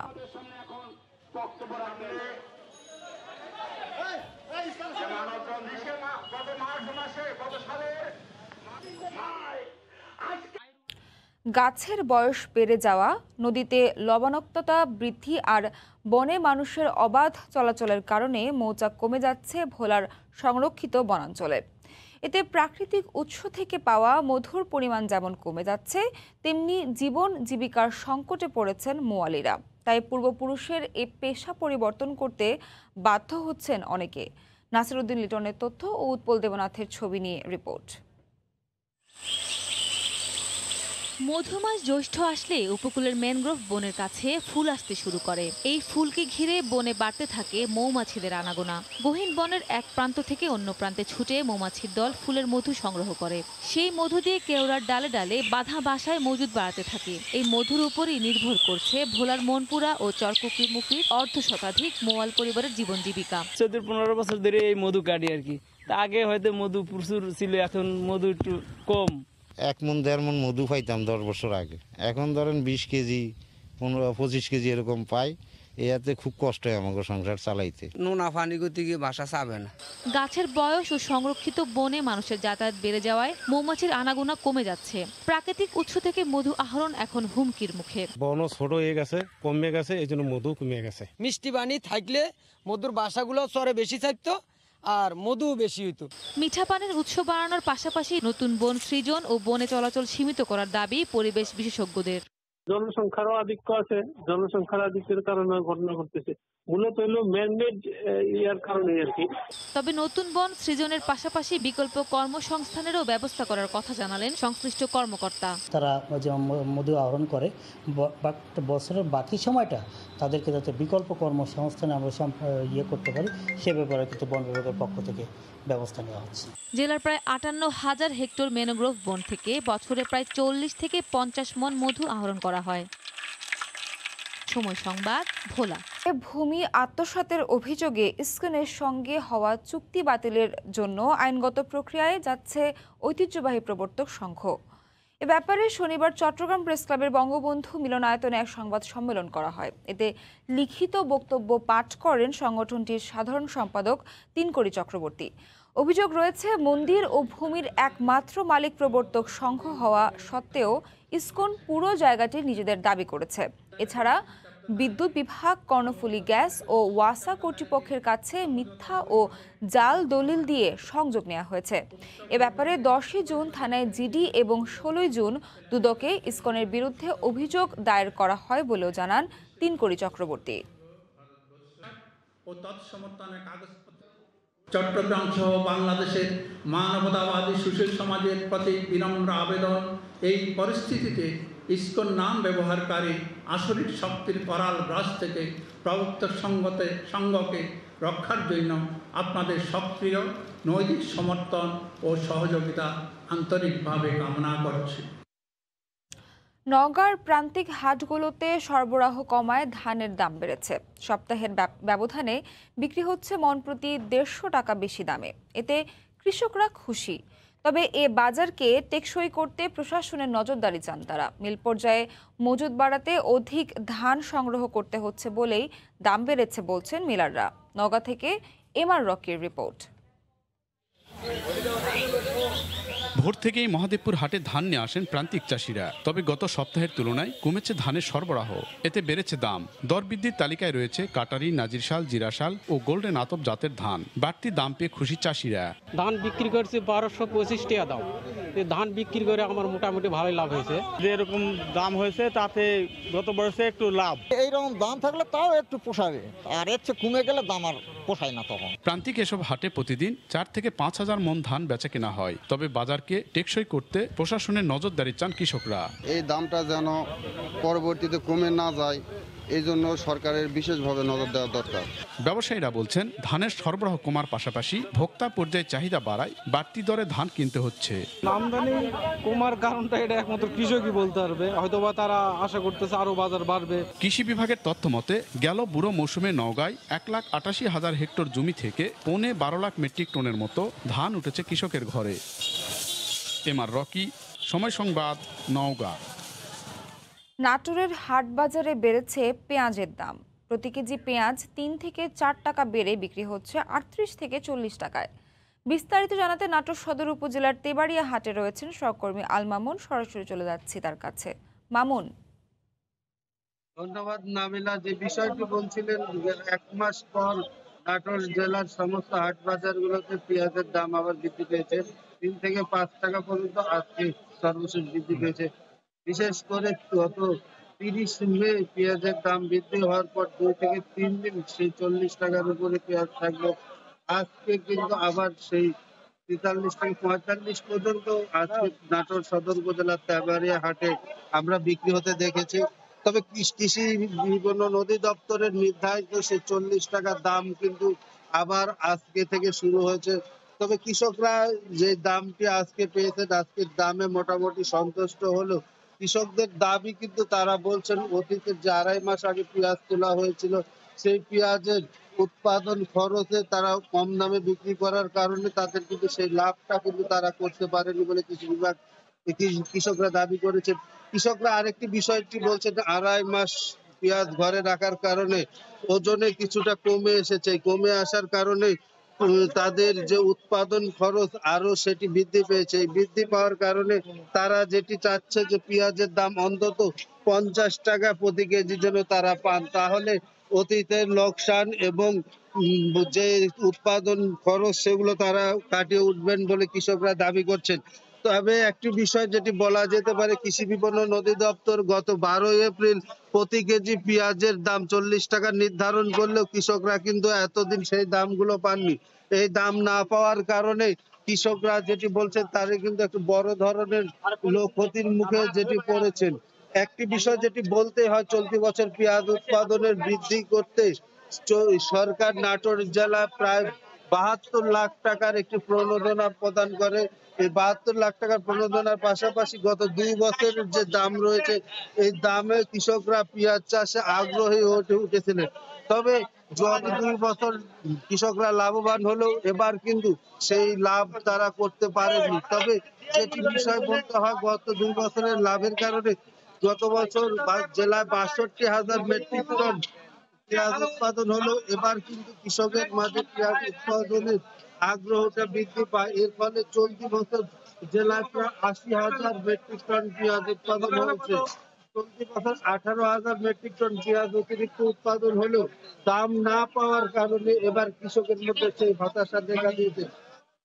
কৃষকরা যেটি বলছেন যে ন্যায্য মূল্য থেকে বঞ্চিত হওয়ার কারণে তারা কিন্তু এবার পেঁয়াজ চাষে আগ্রহ হারিয়ে ফেলেছেন। আগ্রহ ফেলার কারণে তাদের কিন্তু যে এবার অতিরিক্ত উৎপাদন, সেই উৎপাদন কিন্তু অতিরিক্ত উৎপাদন না হওয়ার সম্ভাবনা রয়েছে। তবে যে বিষয়টি আরেকটি বিষয় বলতে পারি আমরা, কৃষকরা কিন্তু অভিযোগ করছেন যে ভারত থেকে পেঁয়াজ আমদানির ফলে চলতি বছর বড় ধরনের লোকসানের মধ্যে তারা পড়ছে। বিশেষ করে প্রতি কেজি ভারতে পেঁয়াজ 25 থেকে 26 টাকার মধ্যে বিক্রি হলেও 25 টাকা থেকে 26 টাকা বিক্রি হলেও বর্তমানে কিন্তু সেই দাম বা দেশি পেঁয়াজের দাম কিন্তু সেটি 40 টাকার উপর করতে হবে, করতে গেলে কৃষকের লোকসান হবে। কৃষকরা যেটি বলছেন চলতি বছর অতিরিক্ত বীজ, সার এবং চারা অতিরিক্ত দামে, সবগুলো অতিরিক্ত দামে তারা কিনতে হচ্ছে। বিশেষ করে পেঁয়াজ চাষে আগ্রহ বেশি থাকার সিন্ডিকেটের মাধ্যমে বীজ ও চারার দাম বৃদ্ধি করার কারণে তারা খরচ বৃদ্ধি করেছে। এই উৎপাদন খরচ বৃদ্ধি হওয়ার কারণে কৃষি বিপণন অধিদপ্তর 40 টাকা দাম নির্ধারণ করেছিল, সেই দাম কিন্তু তারা পায়নি। এই ছিল আমার কাছে নাটোরের হাট থেকে পেঁয়াজের সর্বশেষ। নাটোর সদর উপজেলার তেবাড়িয়া হাট থেকে পেঁয়াজের বাজার দর জানাচ্ছিলেন সহকর্মী আল মামুন। কাপ্তাই হ্রদে মাছ ধরায় 3 মাসের চলমান নিষেধাজ্ঞায় কর্মহীন হয়ে পড়েছেন জেলেরা। প্রতি মাসে সরকারের দেয়া 20 কেজি চালে সংসার চালাতে পারছেন না তারা। বিকল্প কাজের ব্যবস্থা না থাকায় রোজগারও বন্ধ। এ অবস্থায় সরকারি প্রণোদনা বাড়ানোর দাবি জানিয়েছেন তারা। রাঙ্গামাটি প্রতিনিধি হেফাজত সবুজের রিপোর্ট। রাঙ্গামাটির বিএফডিসি ঘাট কাপ্তাই হ্রদে সবথেকে বড় মৎস্য অবতরণ কেন্দ্র। 1 মাস আগের কর্মচঞ্চল দৃশ্য এটি। ব্যবসায়ী, জেলে আর শ্রমিকদের হাঁক ডাকে ছিল সরব। এখন সেখানে শুনশান নীরবতা। কার্প জাতীয় মাছের বংশবৃদ্ধির সুযোগ করে দিতে 1 মে থেকে 31 জুলাই পর্যন্ত 3 মাস মৎস্য আহরণ নিষিদ্ধ। তাই হ্রদে পড়ছে না জেলের জাল। রোজগারের বিকল্প কোনো ব্যবস্থা না থাকায় এই সময়ে কর্মহীন অলস সময় পার করছেন জেলেরা। সরকারের দেয়া 20 কেজি চাল ফুরিয়ে গেলে খাবার জোগাড়ে বেগ পেতে হয় তাদের। 9 মাস মাছ মারা কোলা চলে আর 3 মাস বন্ধ থাকে। 3 মাসে 60 কেজি চল ভাই, আর কিছু পাই না আমরা। এক মাসে 20 কেজি চল পোষায় না, আমাদেরকেও 40 কেজি করা হোক। অন্যান্য উপকূলীয় এলাকার জেলেদের সমান এখানকার জেলেদেরও সহায়তা বাড়ানোর বিষয়টি দেখবেন বলে জানালেন জেলা প্রশাসক। 20 কেজিতে তাদের যে একটু সমস্যা হচ্ছে, এই বিষয়টা আমি তুলে ধরবো এবং তাদের যোগাযোগ করে এই বিষয়ে একটা ব্যবস্থা হবে বলে আমি বিশ্বাস করি। রাঙ্গামাটি পার্বত্য জেলায় 25,000 জেলে কাপ্তাই হ্রদে মাছ আহরণে নিয়োজিত রয়েছেন। সরকারি রাজস্ব মিটিয়ে এই হ্রদ থেকে ধরা মাছ পাঠানো হয় দেশের বিভিন্ন স্থানে। সময় সংবাদ, রাঙ্গামাটি। টাঙ্গাইলের এলেঙ্গায় পাইকারি ফলের আড়তে জমজমাট বেচাকেনা। প্রতিদিন কাক ডাকা ভোর থেকে শুরু হয় ফল বেচাকেনা। স্থানীয় এবং বিভিন্ন জেলা উপজেলা থেকে আসা ব্যবসায়ীরা এখান থেকে পাইকারি দামে ফল কিনে এলাকার বিভিন্ন হাট বাজারে বিক্রি করেন। ফলের সরবরাহ ভালো থাকায় গত সপ্তাহের চেয়ে দাম কিছুটা কমেছে, এতে খুশি ভোক্তারা। তবে বাজার ব্যবস্থাপনায় নানা সমস্যার কথা জানিয়েছেন আড়তদাররা। টাঙ্গাইল থেকে কাদির তালুকদারের তথ্য ও রাশেদ খানের ছবি নিয়ে রিপোর্ট। প্রতিদিন ভোরের আলো ফুটতেই বেচাকেনা শুরু হয় এলেঙ্গার ফলের আড়তগুলোতে। উত্তরবঙ্গের বিভিন্ন জেলা থেকে রাতভর হরেক রকম ফল এ বাজারে নিয়ে আসেন ব্যবসায়ীরা। পাইকারি ও খুচরা ক্রেতারা এই আড়তগুলো থেকে কিনে তা বিক্রির জন্য নিয়ে যান অন্যান্য বাজারে। ব্যবসায়ীরা জানান, গত সপ্তাহের তুলনায় এ সপ্তাহে আম এবং লিচুর সরবরাহ অনেকটাই বেড়েছে। মোকামের লিচু হাজার হলো 2500-2600, এখানে বিক্রি হইতেছে 2200-2300-2400। লস হইতেছে প্রচুর টাকা, এর কারণ হলো ব্যাপারীরা নিতেছে না। এখান থেকে যেভাবে লিচু কিনি এদের কাস্টমারের কাছে ওইভাবে লিচু বেচা যায় না। এদিকে জায়গা সংকট থাকায় ময়লা আবর্জনা ফেলা ও গাড়ি রাখতে সমস্যা হয় বলে জানান আড়তদাররা। স্বাস্থ্যবিধি মানতেও সমস্যা হয় বলে দাবি তাদের। ময়লা আবর্জনা, গাড়ি পার্কিং, এগুলা যদি আমাদের পুলিশ প্রশাসন, আমাদের এলাকা সব পৌরসভা যদি এইগুলা দেখতো, তাহলে আমাদের এলাকা ফল বেচা কিনে আরো ভালো হতো আর কি। এখানে 30টি আড়তে প্রতিদিন প্রায় 1.5 কোটি টাকার ফল বিক্রি হয়। সময় সংবাদ, টাঙ্গাইল। ভোরের সময় আরও থাকছে, এবার হকি ফেডারেশনের বর্তমান কমিটির কার্যক্রম নিয়ে প্রশ্ন তুলল আবাহনী সহ কয়েকটি ক্লাব। বিশৃঙ্খলা হলে কঠিন ব্যবস্থা নেয়ার হুঁশিয়ারি ক্রীড়া প্রতিমন্ত্রীর।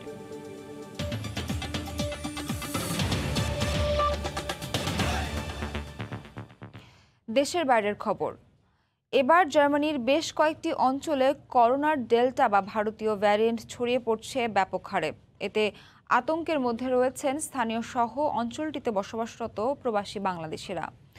সম্মিলিতভাবে নতুন এই ডেল্টা ভ্যারিয়েন্টকে রুখতে আহ্বান জানিয়েছেন German chancellor Angela Markle. Berlin থেকে আরও জানাচ্ছেন বিটু বড়ুয়া। জার্মানিতে কোভিড-19 সংক্রমণ কিছুটা কমে গেলেও হঠাৎ করে বেড়ে গেছে ডেল্টা ভ্যারিয়েন্ট। জার্মানির 16টি অঙ্গরাজ্যের মধ্যে সবচেয়ে বেশি যেই 2টি অঙ্গরাজ্যটিতে এই ভাইরাস ছড়িয়েছে, প্রথমটি হচ্ছে হেসেন এবং দ্বিতীয়টি হচ্ছে Northern Westfalen. Northern ওয়েস্টফালেনের Dortmund, এসেন, Düsseldorf সহ আশেপাশের সবগুলো অঞ্চলে নতুন করে এই ভাইরাস ছড়িয়ে যাওয়ায় জনমনে আতঙ্ক বিরাজ করছে। নতুন করে 2টি স্কুলে এই ভাইরাসের সংক্রমণ ছড়িয়ে যাওয়ায় সাধারণ জনগণের মধ্যে আতঙ্ক কিছুটা বেড়েছে। এদিকে শরৎ আসার আগেই জার্মানির সবাইকে টিকার আওতায় আসার আহ্বান জানিয়েছেন জার্মান স্বাস্থ্যমন্ত্রী ইয়েন্স স্পান। তিনি বলেন, এই মুহূর্তে টিকার কিছুটা ঘাটতি থাকলেও আগামী জুলাই শেষে কিংবা আগস্টের আগেই সবাইকে নতুন করে টিকার আওতায় আনা সম্ভব হবে। এদিকে জার্মান চ্যান্সেলর আঙ্গেলা ম্যার্কেল আশা প্রকাশ করেছেন, শরৎ কিংবা শীতের আগেই জার্মানির প্রত্যেক নাগরিককে টিকা প্রদানের আওতায় আনা গেলে অচিরেই করোনা ভাইরাসকে বশে আনা সম্ভব হবে। জার্মানি থেকে বিটু বড়ুয়া, সময় সংবাদ। করোনায় মৃত্যু ও আক্রান্তের হার কমে যাওয়ায় ইউরোপের দেশ আয়ারল্যান্ড ছিল বেশ স্বস্তিতেই। কিন্তু হঠাৎ করে ডেল্টা ভ্যারিয়েন্ট ছড়িয়ে পড়ায় স্থানীয়দের পাশাপাশি শঙ্কায় রয়েছেন প্রবাসী বাংলাদেশিরা। নতুন এই ভ্যারিয়েন্ট দেশটির স্বাস্থ্য বিভাগও পড়ছে উদ্বেগে। আয়ারল্যান্ড থেকে সৈয়দ জুয়েলের রিপোর্ট। গেল কয়েক মাস ধরে অনেকটাই স্বাভাবিক জীবনের গতিতেই হাঁটছিল আয়ারল্যান্ড। দ্রুতই কমে আসছিল করোনায় সংক্রমণ ও মৃত্যুর হার। তবে নতুন করে ডেল্টা ভ্যারিয়েন্টে আক্রান্ত হয়েছেন অন্তত 200 জন। এতে নতুন করে উদ্বেগ দেখা দিয়েছে আয়ারল্যান্ড জুড়ে। আগস্টে পরিস্থিতি আরও ভয়াবহ হতে পারে বলে সতর্ক করেছে ইউরোপীয় সেন্টার ফর ডিজিজ কন্ট্রোল। এতে নড়েচড়ে বসেছে আইরিশ সরকার। ইউরোপে সংক্রমণের দিক থেকে 11তম অবস্থানে থাকলেও মৃত্যুর হারে সর্বনিম্নে থাকা আয়ারল্যান্ডে করোনার নতুন ভেরিয়েন্ট ভাবিয়ে তুলছে প্রবাসীদের। আগামী আগস্টে ডেল্টা ভ্যারিয়েন্ট পুরো ইউরোপ জুড়ে ছড়িয়ে পড়ার খবরে আমরা খুবই শঙ্কিত। আগস্টের আগে যদি ভ্যাকসিন দেওয়ার কাজ শেষ হয় তাহলে এর রোধ অনেকটা সম্ভব হয়। দেশটিতে এখন পর্যন্ত মোট জনসংখ্যার 44% মানুষ ভ্যাকসিন গ্রহণ করেছেন। টিকা নেওয়ার অপেক্ষায় রয়েছেন এখনো বড় একটি অংশ। তাই ভ্যাকসিন না নেওয়া ব্যক্তিদের বাড়তি সতর্কতার পরামর্শ দেওয়া হয়েছে। ডেল্টা ভেরিয়েন্ট আসার পর থেকে আমরা একটু আতঙ্কিত আছি, বিশেষ করে যারা আমরা এখনো ভ্যাকসিন নেই নাই, যারা এখনো ভ্যাকসিন নেন নাই আমাদের মধ্যে তারা একটু সচেতন থাকতে হবে। ইউরোপীয় বৈজ্ঞানিক গবেষণা রিপোর্ট বলছে ডেল্টা ভেরিয়েন্ট 9% বেশি গতিতে সংক্রমিত হয়। ফাইজার ও অ্যাস্ট্রাজেনেকার ভ্যাকসিন এ ভেরিয়েন্টের বিরুদ্ধে কেবল 33% সুরক্ষা দিতে সক্ষম। সৈয়দ জুয়েল, সময় সংবাদ, আয়ারল্যান্ড। যুক্তরাজ্যে সামাজিক দূরত্ব বিধি লঙ্ঘন করায় পদত্যাগ করেছেন ব্রিটিশ স্বাস্থ্যমন্ত্রী ম্যাট হ্যানকক। করোনা ভাইরাসের বিধিনিষেধের মধ্যে নিজ দপ্তরে এক নারী সহকর্মীকে জড়িয়ে ধরার পর চাপের মুখে পড়েন তিনি। শনিবার ব্রিটিশ প্রধানমন্ত্রী বরিস জনসনের কাছে দেয়া হ্যানককের পদত্যাগপত্র ডাউনিং স্ট্রিট প্রকাশ করে। নতুন স্বাস্থ্যমন্ত্রীর দায়িত্ব পেয়েছেন দেশটির সাবেক অর্থমন্ত্রী সাজিদ জাভিদ। লন্ডন থেকে শোয়েব কবিরের রিপোর্ট। মহামারীর বিরুদ্ধে ব্রিটিশ সরকারের লড়াইয়ে কেন্দ্রীয় স্থানে ছিলেন ম্যাট হ্যানকক। করোনা ভাইরাস জনিত কঠোর বিধিনিষেধ মেনে চলার জন্য জনগণকে নিয়মিত পরামর্শ দিয়ে আসছিলেন তিনি। সম্প্রতি ব্রিটিশ সংবাদ মাধ্যম দ্য সান এমন একটি ভিডিও ফাঁস করেন যেখানে দপ্তরে একজন জ্যেষ্ঠ সহযোগীকে চুমু খাচ্ছেন ও আলিঙ্গন করছেন তিনি। হ্যানকক যখন এমন এই কাজ করেছেন তখন ব্রিটেন জুড়ে বাড়ির বাইরে কোনো লোকের ঘনিষ্ঠ সংস্পর্শে আসার বিষয়ে নিষেধাজ্ঞা জারি ছিল। জনগণকে বিধিনিষেধ মানতে বলে নিজেই তা লঙ্ঘন করায় ব্যাপক সমালোচনার মুখে পড়েন। ওই খবর প্রকাশের পর ব্রিটেন জুড়ে তার বিরুদ্ধে শুরু হয় বিতর্ক। দাবি উঠে পদত্যাগের। জিনা কোলাডেন গেল নামের ওই নারীকে নিজ দপ্তরে জড়িয়ে ধরে হ্যানকক মন্ত্রিসভার আচরণবিধি ভেঙেছেন কিনা তাও প্রশ্ন তুলে ব্রিটিশ বিরোধী দল লেবার পার্টি। শেষ পর্যন্ত চাপের মুখে স্বাস্থ্যমন্ত্রীর দায়িত্ব থেকে সরে দাঁড়ালেন ম্যাট হ্যানকক। সামাজিক দূরত্ব বিধি লঙ্ঘনের অভিযোগ স্বীকার করে জনগণের কাছে ক্ষমা চান তিনি। হেলথ সেক্রেটারি ম্যাট হ্যানককের পদত্যাগ ছাড়া কোনো গত্যন্তর ছিল না। একদিকে ব্রিটিশ পাবলিককে বলছেন যে এই জিনিস করোনা, এভাবে করতে হবে, আবার নিজেদের ক্ষেত্রে একবারে বেমালুম, তাহলে এটা ডাবল স্ট্যান্ডার্ড হয়ে গেল না। ওনার এইডের সাথে যেই সম্পর্ক ছিল বা যেটাই ছিল সেটা তার অতি পার্সোনাল একটা ম্যাটার, সেটা পলিসির কোনো মাধ্যমে আসে না। পদত্যাগের এই ঘটনা ব্রিটেনের রাজনৈতিক অঙ্গনে টক অব দ্য কান্ট্রিতে পরিণত হয়েছে। এ নিয়েও রয়েছে নানা মিশ্র প্রতিক্রিয়াও। জানা গেছে জিনা কোলাডন গেলে নামের ওই নারী হ্যানককের দীর্ঘদিনের বান্ধবী। তার বিভাগের কাজকর্ম তদারকির দায়িত্বে ও নির্বাহী পরিচালক হিসেবে নিয়োগ পেয়েছিলেন জিনা।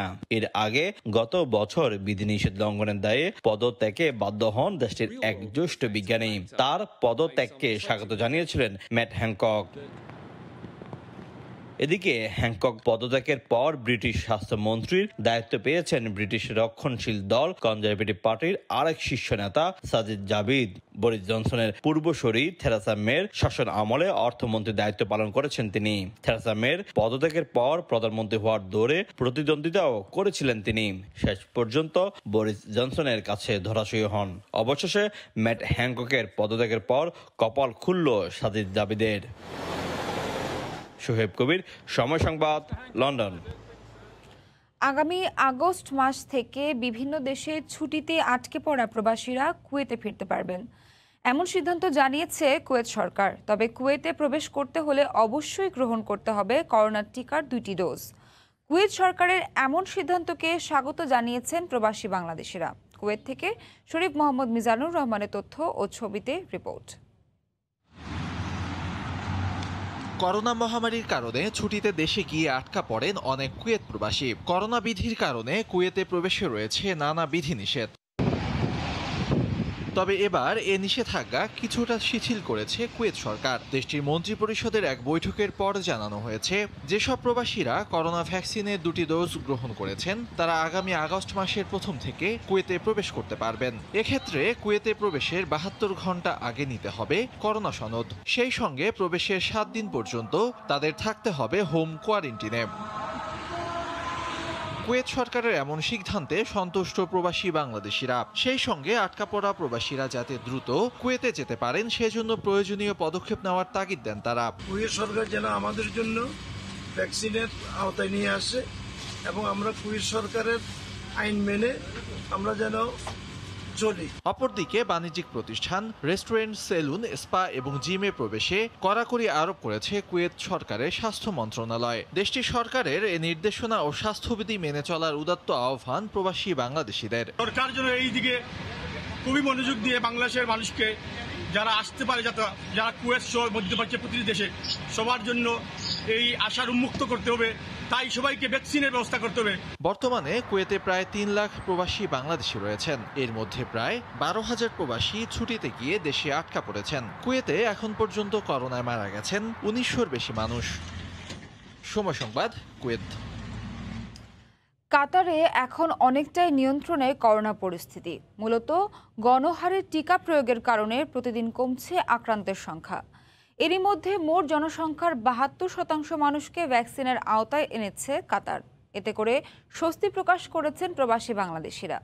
কাতার প্রতিনিধি আনোয়ার হোসেন মামুনের তথ্য ও ছবি নিয়ে রিপোর্ট। করোনা নিয়ন্ত্রণে প্রথম থেকেই কঠোর অবস্থান নিয়েছিল মধ্যপ্রাচ্যের দেশ কাতার।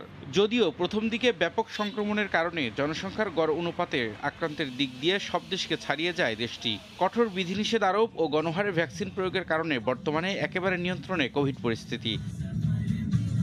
দেশটিতে এরই মধ্যে স্থানীয় নাগরিক ও অভিবাসী মিলিয়ে 72% মানুষকে ভ্যাকসিন দেওয়া হয়েছে। সম্প্রতি কাতারে চালু করা হয়েছে বিশ্বের বৃহৎ করোনা টিকাদান কেন্দ্র, যেখান থেকে প্রতিদিন 25,000-এর বেশি মানুষ টিকা গ্রহণ করতে পারবেন। বাংলাদেশ কমিটির একজন সদস্য হিসেবে আমি অত্যন্ত স্বস্তির মধ্যে আছি এই জন্য যে কাতারে করোনা পরিস্থিতি অত্যন্ত স্বাভাবিক।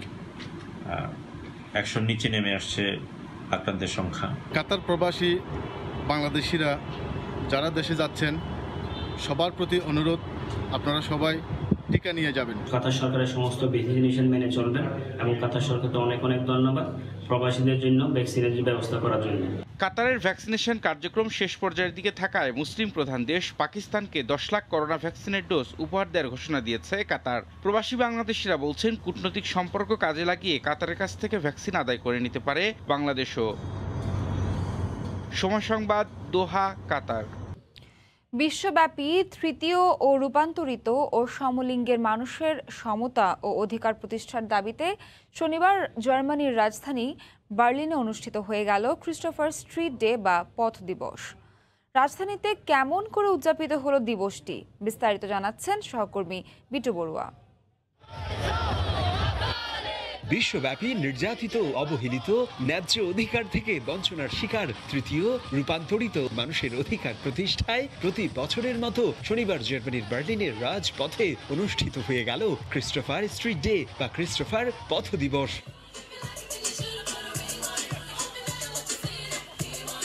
সমাজের প্রচলিত ভ্রান্ত ধারণাকে বদলে দিতে প্রতিনিয়ত নিপীড়নের শিকার সেসব অবহেলিত, উপেক্ষিত নাগরিকদের মর্যাদা প্রতিষ্ঠায় এদিন বার্লিনের রাস্তায় জড়ো হয় নানা বর্ণের, ধর্মের হাজারো মানুষ। সঙ্গীত বাজনা বাদ দিয়ে তুলে ধরা হয় দিবসটি কেন তাৎপর্যপূর্ণ। হাঙ্গেরি আমাদের বিরুদ্ধে প্রোপাগান্ডা ছড়াচ্ছে। তাদের এই ধরনের কাজ কোনোভাবেই গ্রহণযোগ্য নয়। আমরা সবাই একসাথে বসবাস করতে চাই।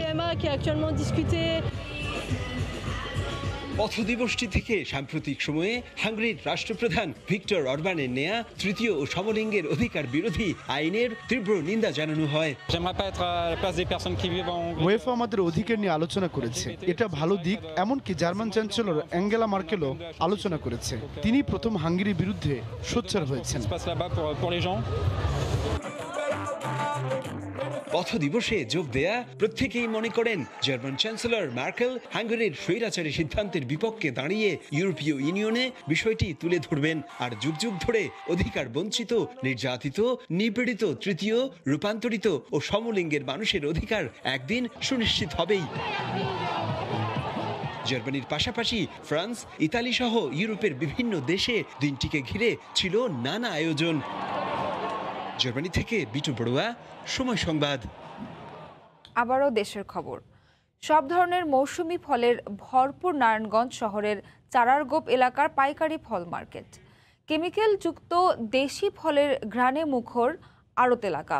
বিস্তারিত জানাতে এই মুহূর্তে সেখানে আছেন সহকর্মী শওকত আলী সৈকত। সরাসরি চলে যাচ্ছে তার কাছে। সৈকত। ধন্যবাদ নাবিলা। নারায়ণগঞ্জ শহরের এই ফল মার্কেটটা চারারগোপ এলাকার 3 একর জায়গা নিয়ে বিস্তৃত। এখানে 4টি আধা পাকা মার্কেট রয়েছে এবং এই মার্কেটে শতাধিক আড়তদার ব্যবসা পরিচালনা করছেন। এই মার্কেটে ভোর থেকে বিকেল পর্যন্ত টানা বিভিন্ন ধরনের মৌসুমি ফলের বেচাকেনা হয়ে থাকে। আপনি দেখতে পাচ্ছেন যে আমি এই যে এখানে শীতলক্ষা নদীর একটা শাখা খাল রয়েছে। এই শাখা খালের একেবারে নিকটেই এই ফল মার্কেটটি অবস্থিত। এখানে প্রতি মধ্যরাত থেকেই দেশের বিভিন্ন জেলা থেকে মৌসুমি ফল শীতলক্ষা নদীর এই শাখা খাল থেকে বিভিন্ন ট্রলারে করে এসে এই ফল মার্কেটের বিভিন্ন আড়তে মজুত করা হয়। পাশাপাশি পণ্যবাহী বিভিন্ন পরিবহন, বাস, পণ্যবাহী ট্রাক, পিকআপ সহ বিভিন্ন যানবাহনের সড়ক পথে এই মৌসুমি ফল এই বাজারে ফল মার্কেট আড়তে এসে মজুত করা হয়। এখন আমরা দেখতে পাচ্ছি যে এই বাজারে মৌসুমি ফল, আম, বিভিন্ন প্রকারের আম, কাঁঠাল, লটকন, জামরুল, ডাব, কলা, তালের শাঁস সহ বিভিন্ন প্রকারের মৌসুমি ফলের হাট বসেছে। আড়তদাররা যেটা বলছেন যে প্রতিদিন অন্তত কয়েক কোটি টাকার বেচাকেনা এখানে এই ফল মার্কেটে হয়ে থাকে। তবে নারায়ণগঞ্জে আপনাকে একটা বিষয় জানিয়ে রাখছি, গত 22 তারিখ থেকে 22 জুন থেকে নারায়ণগঞ্জ পুরো জেলা লকডাউন চলছে। এই লকডাউনের কারণে বেচাকেনা কিছুটা স্থিতিশীলতা এসেছে, যে কারণে সব ধরনের ফলের দামও কিছুটা কমেছে। এই লকডাউনের কারণে ব্যবসায়ীরা, আড়তদাররা তারা কিছুটা উদ্বিগ্ন। এই যে এই মৌসুমে সারা বছরের প্রতি এই বর্ষা মৌসুমে মূলত তাদের ব্যবসা হয়ে থাকে মৌসুমি ফল, আম, কাঁঠাল, লিচু। এই ফলগুলো মূলত সুস্বাদু ফলগুলো, জনপ্রিয় ফলগুলো এই সময়টাতেই এই বাজারে এসে মজুদ হয়। কিন্তু এই সময়ে এই লকডাউনের কারণে বাজার দরও কমেছে, পাশাপাশি বেচাকেনাও কমেছে, যে কারণে আড়তদাররা তাদের বেচাকেনা নিয়ে উদ্বিগ্ন। আরেকটা বিষয় আপনাকে জানিয়ে রাখছি, এটা নারায়ণগঞ্জের জেলার সবচেয়ে বড় পাইকারি ফলের আড়ত। এখান থেকেই শহরের বিভিন্ন খুচরা দোকান, পাইকারি দোকান এবং বিভিন্ন উপজেলাগুলোতে এই ফল সরবরাহ হয়ে থাকে। এই প্রতিদিন ভোর সকাল থেকেই এখানে বেচাকেনা শুরু হয়। এই শীতলক্ষা নদীর যে শাখা খাল, এই শাখা খাল থেকে সকাল থেকে কাঁঠাল এসেছে, আমরা দেখতে পাচ্ছি প্রচুর পরিমাণে কাঁঠাল এসেছে। আড়তদাররা বলছেন যে 30 টাকা থেকে আকার ভেদে 100 টাকা পর্যন্ত দাম কাঁঠালের। এছাড়া বিভিন্ন প্রকারের আম 20 টাকা কেজি থেকে 60 টাকা কেজি দর পর্যন্ত আম বিক্রি হচ্ছে। তালের শাঁস 6 টাকা থেকে 12 টাকা। এছাড়া অন্যান্য যে ফল রয়েছে, ডাব প্রতি পিস 40 থেকে 50 টাকা দরে বিক্রি হচ্ছে। তো পাইকারি আড়তদাররা যেটা আমাদেরকে বলছেন যে এই লকডাউন না থাকলে কিন্তু তারা আরো বেশি লাভবান হতে পারতেন, কিন্তু চলমান লকডাউনের এই পরিস্থিতি কতদিন চলবে সেটা বিষয়ে তারা আসলে অনিশ্চয়তার মধ্যে আছেন এবং উদ্বিগ্ন। তো নাবিলা, এই ছিল আমার কাছে নারায়ণগঞ্জের পাইকারি ফল মার্কেটের সবশেষ খবর। কেমিক্যাল মুক্ত দেশি ফলের খবর জানাতে নারায়ণগঞ্জের আড়ত এলাকা থেকে যুক্ত হয়েছিলেন সহকর্মী শওকত আলী সৈকত। ইউরো চ্যাম্পিয়নশিপের নকআউট পর্বে ইতালির জয়ে দেশটির রাজধানী রোমে বিরাজ করছে উৎসবের আমেজ। কোয়ার্টার ফাইনালে যাওয়ার আনন্দে উচ্ছ্বসিত সমর্থকরা। ইতালির রোম থেকে জুমানা মাহমুদের রিপোর্ট। নকআউট পর্বে ইতালির জয়ে রাজধানী রোমে উৎসবমুখর পরিবেশের সৃষ্টি হয়েছে। রোমের বিভিন্ন খোলা জায়গায় শত শত সমর্থক বড় পর্দায় দেখে লন্ডনে অনুষ্ঠিত ইতালির এই খেলা। নির্ধারিত 90 মিনিট পর্যন্ত শ্বাসরুদ্ধকর সময় অতিবাহিত করে রোমে অবস্থানরত ইতালির সমর্থকরা। শেষ পর্যন্ত অতিরিক্ত সময়ের করা গোলে জয়ের আনন্দ নিয়ে ঘরে ফেরে ইতালির ফুটবল ভক্তরা। রোম সহ পুরো দেশে শনিবার রাতে উৎসবের আমেজ তৈরি হয়। বিভিন্ন রেস্টুরেন্ট এবং ক্লাবগুলোতেও এই খেলা দেখানো হয়। খেলা শেষে সমর্থকরা রাজপথে নেমে আসে এবং আজ্জুরিদের জয়ে উল্লাস করে। আমরা অনেক হ্যাপি। আমরা চাই ইতালি যেন ফাইনাল খেলতে পারে এবং ওরা যেন কাপে জিতে। ইতালি জিতেছে, আমরা খুবই খুশি। ম্যাচটা দারুণ উপভোগ করেছি। অস্ট্রিয়া অনেক ভালো খেলেছে, তবে শেষ পর্যন্ত আমরা জিতেছি। আশা করি কোয়ার্টার ফাইনালেও ইতালি জিতবে। রোবের্তো মানচিনি আগেই প্রত্যাশা করেছিলেন ইংল্যান্ডের এই স্টেডিয়ামে তারা আবারও আসবেন। শেষ পর্যন্ত তার প্রত্যাশাই পূরণ হচ্ছে। ইতালির বিজয়ে রাজধানী রোমের আনন্দ উল্লাসে সর্বত্র। অস্ট্রিয়াকে হারিয়ে ইতালি এখন কোয়ার্টার ফাইনালে। ইতালির রোম থেকে জুমানা মাহমুদ, সময় সংবাদ। আবারও বাড়ি ফেরা মানুষের খবর। সারা দেশে লকডাউনের খবরে রাজধানী ছাড়ছেন মানুষ। শিমুলিয়া ঘাটে বেড়েছে যাত্রী চাপ। বিধিনিষেধ উপেক্ষা করে ফেরি পার হচ্ছেন হাজার হাজার মানুষ। এই মুহূর্তে শিমুলিয়া ঘাট এলাকায় আছেন রিপোর্টার নাসিরউদ্দিন উজ্জ্বল। বিস্তারিত জানতে সরাসরি চলে যাচ্ছি তার কাছে। উজ্জ্বল, লাখো মানুষ রাজধানী ঢাকা ছাড়ছে লকডাউনের খবরে।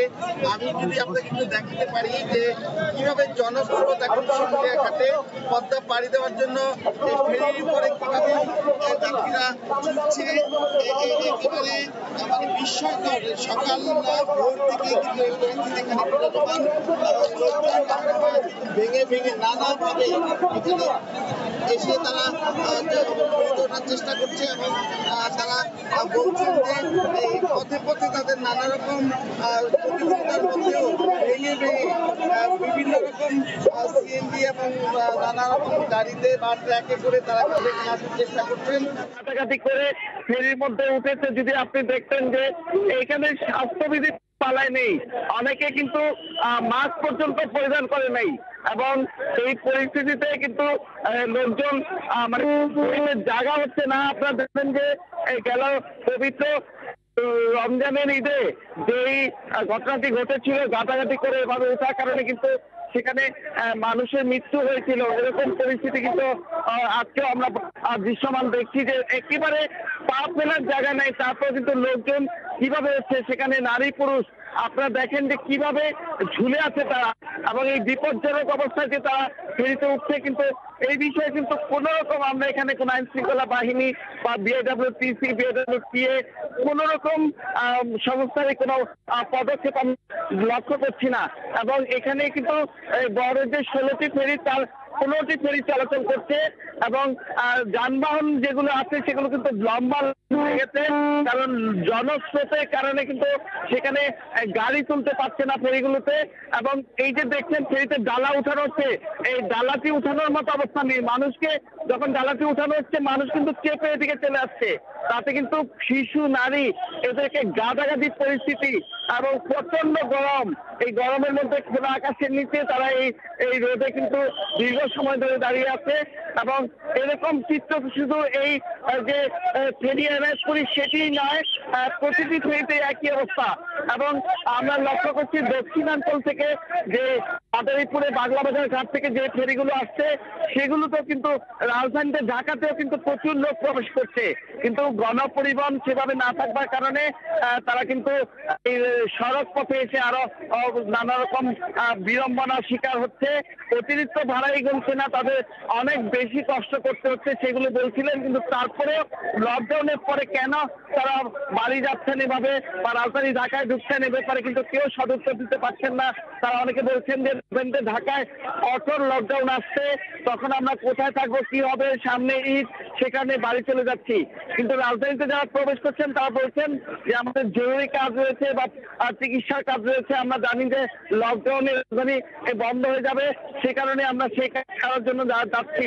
কিন্তু আপনারা জানেন যে রাজধানী ঢাকাকে বিচ্ছিন্ন করবার জন্য এই মুন্সিগঞ্জ, মাদারীপুর সহ 7টি জেলাকে গেল 22 জুন সকাল 6টা থেকে কিন্তু সর্বাত্মক লকডাউন ঘোষণা করা হয়েছে। এ ব্যাপারে গণবিজ্ঞপ্তি দেওয়া হয়েছে। কিন্তু 7টি জেলাকে গেল 22 জুন সকাল 6টা থেকে কিন্তু সর্বাত্মক লকডাউন ঘোষণা করা হয়েছে। এ ব্যাপারে গণবিজ্ঞপ্তি দেওয়া হয়েছে। কিন্তু এখানে কিন্তু লকডাউনের কোনো রকম আমরা বালাই দেখছি না। এবং আমরা ভোরে যে পথে এসেছি সেখানে কিন্তু আমরা দেখেছি যে পথে পথে যে ব্যারিকেড গুলো ছিল, চেকপোস্ট গুলো ছিল, সেগুলো কিন্তু নেই। এবং সে কারণে কিন্তু লোকজন স্রোতের মতো এই ফেরিঘাটে আসছে, ফেরিঘাটে এসে তার পদ্মা পাড়ি দেওয়ার চেষ্টা করছে। এখানে কিন্তু লঞ্চ, স্পিড বোট, ট্রলার সবকিছু বন্ধ। সে কারণে কিন্তু ফেরি একমাত্র বাহন হিসাবে এই লোকজন ফেরিতে উঠছে। এবং এই যে ঘাট, এই ঘাটের ব্যবস্থাপনা কিন্তু যথাযথ নয়, সে কারণে এখানে কিন্তু মানুষের নানা রকম বিড়ম্বনার শিকার হতে হচ্ছে। এবং এই 10.5 কিলোমিটার নদীপথ পাড়ি দেওয়ার জন্য তারা বলছিলেন এই পদ্মা সেতু যদি আগামী বছর চালু হতে যাচ্ছে, এই পদ্মা সেতু চালু হলে তাদের এই বিড়ম্বনা থাকবে না। কিন্তু এখন যে জনস্রোত, সেখানে কিন্তু এই ফেরিগুলো পার করে কুলিয়ে উঠতে পারছে না, একরকম হিমশিম কাটছে তারা। তো এই ছিল এই শিমুলিয়া ফেরিঘাটের সর্বশেষ সোহা। শিমুলিয়া ঘাট এলাকা থেকে এতক্ষণ আমাদের সঙ্গে সরাসরি যুক্ত হয়েছিলেন রিপোর্টার নাসরুদ্দিন উজ্জ্বল। কঠোর লকডাউন দিলে সরকারি নির্দেশনা মাফিক বন্ধ হতে পারে দেশের সব ক্রীড়া ইভেন্ট বলে জানিয়েছেন ক্রীড়া প্রতিমন্ত্রী জাহিদ আহসান রাসেল। এদিকে সোমবার থেকে বন্ধ করা হয়েছে দেশের সব বিকেএসপির কার্যক্রম। দীর্ঘদিন পর জমে উঠেছিল ফুটবল পাড়া। বাংলাদেশ প্রিমিয়ার লিগের দ্বিতীয় পর্বের খেলাও শুরু হয়েছিল। নারী ফুটবল লিগ ও চ্যাম্পিয়নশিপ লিগ মাঠে গড়াচ্ছিল নিয়মিত, কিন্তু হঠাৎ কঠোর লকডাউন ঘোষণায় শঙ্কার মধ্যে পড়ে গেল পুরো ক্রীড়াঙ্গন। ঢাকা প্রিমিয়ার লিগ শেষ হয়েছে, ক্রিকেটাররা যে যার গন্তব্যে পৌঁছতে পারবে সোমবারের আগে। ফেডারেশনগুলোতে অ্যাথলিটরা ছিল প্রশিক্ষণের মাঝেই। হঠাৎ সিদ্ধান্তে সব পরিকল্পনা গেছে ভেস্তে। প্রজ্ঞাপন জারি হলে সরকারি নির্দেশনা অনুযায়ী দেশের সব ক্রীড়া ইভেন্ট বন্ধ করতে হবে বলে জানালেন যুব ক্রীড়া প্রতিমন্ত্রী। লকডাউন বা শাটডাউন আমরা যেটাই বলি না কেন, ক্যাবিনেট থেকে এই সিদ্ধান্তটা আসলে ক্যাবিনেট থেকে নেওয়া হয়। তো ক্যাবিনেটে কী ধরনের সিদ্ধান্ত আগে নেবে, তো সে আলোকে আমরা ক্যাবিনেটের সাথে আজকে আমরা কথা বলবো, আজকে বা হয়তো কালকের মধ্যে আমরা কথা বলবো যে কিভাবে আমরা লকডাউনটা হলে আমরা খেলাধুলাটাকে চালাতে পারবো কি পারবো না। এদিকে লকডাউনের ইঙ্গিত পাবার সঙ্গে সঙ্গেই সোমবার থেকে দেশের সব বিকেএসপির কার্যক্রম বন্ধ করা হয়েছে। রোববার নাগাদ সবাই যে যার হল ছাড়বে, জানালেন বিকেএসপির মহাপরিচালক। একটা কঠোর লকডাউনের মধ্যে দেশ যাচ্ছে, এরকম পরিস্থিতিতে ছোট ছোট বাচ্চাদেরকে আমরা আসলে বিকেএসপির ভেতরে রেখে প্র্যাকটিসটা কতটা যৌক্তিক হবে এটা ভেবে তাদেরকে আপাতত ছেড়ে দিচ্ছি আমরা, যে তারা তাদের পরিবারের কাছে ফেরত যাক। লকডাউনটা উঠে গেলেই আমরা আবার তাদেরকে ফেরত নিয়ে এসে আমরা প্র্যাকটিস করাবো। এদিকে বাতাসে গুঞ্জন, প্রিমিয়ার লিগের ক্লাবগুলোর চাওয়াতেই লকডাউনে মাঠে থাকবে বিপিএল ফুটবল, তবে সব খেলাই হবে বঙ্গবন্ধু স্টেডিয়ামে। মেহেদী নাইম, সময় সংবাদ, ঢাকা। লকডাউনের খবরে রাজধানী ছাড়ছেন মানুষ। গণপরিবহন বন্ধ থাকায় বিভিন্ন যানবাহনে বাড়ি ফিরছেন তারা। Truck, pickup, private car, motorcycle করে বাড়ি ফিরছেন সাধারণ মানুষ। সে খবর জানাতে ঢাকা টাঙ্গাইল মহাসড়কের এলিঙ্গা থেকে সরাসরি যুক্ত হচ্ছেন সহকর্মী কাদির তালুকদার। সরাসরি চলে যাচ্ছি তার কাছে। কাদির। নাবিলা, আপনি জানেন যে এই যে সারা দেশেই হু হু করে বাড়ছে করোনা আক্রান্ত এবং মৃত রোগীর সংখ্যা, এরই ধারাবাহিকতায় সরকার কিন্তু আগামীকাল থেকেই লকডাউন ঘোষণা করেছে। সেই লকডাউনের কারণে মূলত মানুষজন, এই যে নিম্ন আয়ের মানুষ যারা রয়েছেন, যারা ঢাকায় বসবাস করেন, তারা কিন্তু অনেকটাই বেকার হয়ে পড়েছেন, তারা কর্মহীন হয়ে পড়েছেন। এই কর্মহীন হওয়ার কারণেই তারা কিন্তু অনেকেই ঢাকা ছাড়ছেন। তবে গণপরিবহন না থাকায় তারা বিভিন্ন উপায়ে ঢাকা থেকে বাড়ি ফেরার চেষ্টা করছেন। বিশেষ করে ট্রাক, পিকআপ, মাইক্রোবাস, সিএনজি করে তারা ঢাকা থেকে বাড়ি ফেরার উদ্দেশ্যে রওনা হয়েছেন। যে কারণে আসলে ঢাকা টাঙ্গাইল মহাসড়কের এই যে ব্যস্ততম যে সড়কটি রয়েছে, সেখানে এই গতকাল পর্যন্তও কিন্তু খুব একটা গাড়ির চাপ ছিল না, কিন্তু আজকে কিন্তু প্রচুর পরিমাণে সকাল থেকে আমরা লক্ষ্য করছি যে চাপ বেড়ে গেছে। এবং এই আসলে চাপ বেড়ে যাওয়ার কারণটাই হচ্ছে আসলে এই যে লকডাউন, এই লকডাউনের কারণে প্রচুর পরিমাণে চাপ বেড়েছে। আপনি দেখতে পাচ্ছেন যে এই যে ঢাকা থেকে যে টাঙ্গাইলগামী যে মহাসড়ক রয়েছে, ঢাকা টাঙ্গাইল মহাসড়ক, এই মহাসড়কে মানুষ বিভিন্ন উপায়ে বিভিন্নভাবে যাওয়ার চেষ্টা করছে। তবে কোনো পরিবহন না থাকায় তাদের কিন্তু ব্যাপকভাবে কষ্ট হচ্ছে, ব্যাপকভাবে দুর্ভোগের শিকার হচ্ছে তাদেরকে। কেউ সিএনজিতে করে যাচ্ছেন, কেউ খোলা ট্রাকে করে যাচ্ছেন। এতে করে কিন্তু করোনা ঝুঁকি নিয়েই তারা কিন্তু এই মহাসড়ক দিকে উত্তরবঙ্গগামী যে মানুষগুলো রয়েছে তারা কিন্তু যাওয়ার চেষ্টা করেছেন। তবে আমরা কথা বলেছিলাম, এই যে যারা যাত্রী রয়েছে তাদের সাথে আমরা কথা বলেছি, তারা আমাদের যে বিষয়টি জানিয়েছে সেটি হচ্ছে যে এই যে তারা লকডাউন দেওয়া হবে আগামীকাল থেকে, লকডাউনের ঘোষণা পেয়েই তারা এই যে ওইখানে ঢাকায় যারা বিশেষ করে ছোট ছোট যানবাহন যেমন সিএনজি, অটোরিকশা বা রিক্সা যারা চালক রয়েছেন বা নিম্ন আয়ের ফুটপাতে যারা আসলে কর্মজীবী রয়েছেন তারা কিন্তু অনেকটাই অসহায় হয়ে পড়েছেন। তাদের ইনকাম সোর্স একেবারেই বন্ধ হয়ে গিয়েছে, যেই কারণে আসলে তারা কিভাবে থাকবে, থাকার কোনো ব্যবস্থা নাই, ইনকামের কোনো ব্যবস্থা নাই, যেই কারণেই আসলে এই যে জীবনের ঝুঁকি নিয়ে তারা কিন্তু বাড়ির উদ্দেশ্যে রওনা হয়েছেন। অপরদিকে এই যে আর কিছুদিন পরেই কুরবানির ঈদ রয়েছে, সেই কুরবানি ঈদের মধ্যেও কিন্তু এই যে ঢাকা টাঙ্গাইল মহাসড়ক, এই মহাসড়কের কিন্তু ব্যাপকভাবে গাড়ির চাপ বেড়ে যায়। আর বিশেষ করে আপনার এই যে লঞ্চ ফেরিঘাট বন্ধ থাকার কারণে, পাটুরিয়া দৌলতদিয়া নৌ পরিবহন বন্ধ থাকার কারণেও কিন্তু এই ঢাকা টাঙ্গাইল মহাসড়ক অনেকটাই চাপ বৃদ্ধি পেয়েছে। তবে আমরা তাদের সাথে, চালকদের সাথে আমরা কথা বলে যে বিষয়টি জানতে পেরেছি সেটি হচ্ছে যে ঢাকা টাঙ্গাইল মহাসড়কের যে চন্দ্রা অঞ্চলটি রয়েছে, সেই চন্দ্রা অঞ্চলে কিন্তু হাজার হাজার মানুষ কিন্তু অপেক্ষা করছে যানবাহনের কারণে, গণপরিবহনের কারণে, কিন্তু কোনোভাবেই কিন্তু তারা গণপরিবহন পাচ্ছে না। সেই গণপরিবহন না পাওয়ার কারণে হাজার হাজার মানুষ অপেক্ষা করছে এবং যে যার মতো করে আসলে বাড়ি ফেরার চেষ্টা করছেন। তারা আমাদেরকে জানিয়েছেন যে আসলে একদিকে তাদেরকে দুর্ভোগ পোহাতে হচ্ছে, অন্যদিকে তাদের যে আর্থিকভাবেও কিন্তু তারা ক্ষতিগ্রস্ত হচ্ছে। তাদের এই যে টাকা, অতিরিক্ত টাকা লাগছে, বিশেষ করে যেখানে 100 টাকা লাগার কথা সেখানে কিন্তু 500 টাকা 700 টাকা তাদের খরচ হচ্ছে। তো আমরা আসলে টাঙ্গাইলেও ব্যাপকভাবে লকডাউন পালিত হচ্ছে। গত 5 দিন যাবৎ লকডাউন চলছে টাঙ্গাইলে, বিশেষ করে টাঙ্গাইল সদর, কালিহাতী এবং এলাঙ্গা পৌরসভায় লকডাউন চলছে। টাঙ্গাইলেও হু হু করে করোনা আক্রান্তের সংখ্যা বাড়ছে এবং মৃত্যুর সংখ্যা বাড়ছে বলে আমরা তথ্য পেয়েছি। তো এই ছিল আসলে আমার কাছ থেকে ঢাকা টাঙ্গাইল মহাসড়কের বিস্তারিত। নাবিলা। লকডাউনের খবরে রাজধানী ছাড়ছে মানুষ, সে খবর জানাতে ঢাকা টাঙ্গাইল মহাসড়কের এলেঙ্গা থেকে সরাসরি যুক্ত হয়েছিলেন সহকর্মী কাদের তালুকদার। মাদারীপুরের শিবচরে পদ্মা সেতু হাইওয়ে এক্সপ্রেসের পাশে নির্মাণ করা হয়েছে দৃষ্টিনন্দন মসজিদ। ব্যক্তি উদ্যোগে তাজমহলের আদলে নির্মিত মসজিদটি দেখতে প্রতিদিন ভিড় করছেন শত শত দর্শনার্থী। রাজধানীতে যাতায়াতকারীরাও গাড়ি থামিয়ে আদায় করেন নামাজ। কর্তৃপক্ষের দাবি, এটি দক্ষিণাঞ্চলের সবচেয়ে ব্যয়বহুল, আকর্ষণীয় ও সর্বাধুনিক মসজিদ। মাদারীপুর থেকে সঞ্জয় কর্মকার অভিজিতের তথ্য ও সাদা দাকনের ছবি নিয়ে রিপোর্ট।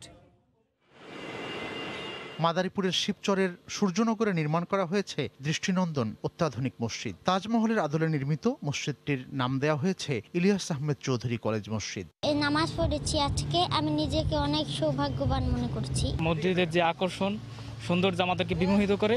মসজিদটির ভেতরে 800 ও বাইরে 2500 মুসল্লি একত্রে নামাজ আদায় করতে পারেন। চীন থেকে আনা ফ্যানগুলো দেখতে হুবহু বিমানের প্রপেলারের মতো।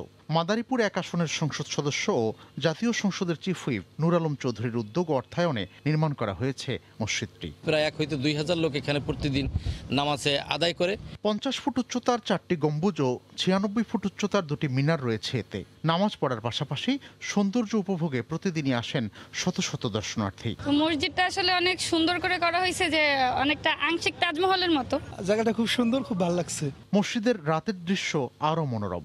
ঝলমলে আলো নজর কাড়ে সবার। আমেরিকার লিগম্যান কোম্পানি থেকে আনা বিভিন্ন আকৃতির 94টি লাইট রয়েছে এখানে, আর তুরস্ক থেকে আনা হয়েছে ঝাড়বাতি। লাইটিং গুলো আছে, এগুলো অনেক সুন্দর, অনেক আলোকিত একটা মসজিদ, অনেক ভালো লাগলো দেখেও মনটা ভরছে। নির্মাণ কাজের তদারককারী জানান, মসজিদটির নকশা করেন স্থপতি কাজী মোহাম্মদ হানিফ। রাস্তা থেকে এই মসজিদটি প্রায় 12.5 ফুট উচ্চতায় তৈরি করা হয়েছে। মানুষ এসে নামাজ পড়তে খুব আনন্দ পান। এই রাস্তা দিয়ে যত মানুষ যাবে, নামাজি লোক অন্তত গাড়ি থামাই যেন এখানে নামাজ পড়ে যায়। আমি সহ 4 জন আছে, ইমাম মুয়াজ্জিন, 2 জন খাদেম। 4 বিঘা জমির ওপর 2017 সালের ফেব্রুয়ারিতে শুরু হওয়া মসজিদের নির্মাণ কাজ শেষ হয় 2020 সালের ডিসেম্বরে। চলতি বছরের ফেব্রুয়ারিতে মুসল্লিদের জন্য খুলে দেয়া হয় মসজিদটি। সময় সংবাদ, মাদারীপুর। ভোরের সময় শীর্ষ সংবাদ জানিয়ে দিচ্ছি আরেকবার। লকডাউন নিয়ে নতুন ঘোষণা, সোমবারেরটা সীমিত। বৃহস্পতিবার থেকে কঠোর নতুন বিধিনিষেধ শুরুর আগেভাগেই ঢাকা ছাড়ার হিড়িক। রাতভর সড়কে ঘরে ফেরা মানুষের চাপ। রাজধানীর 21টি হাটে চলবে কোরবানির পশু কেনা বেচা, মানতে হবে স্বাস্থ্যবিধি। আমদানি ঠেকাতে তৎপর আইন শৃঙ্খলা বাহিনী।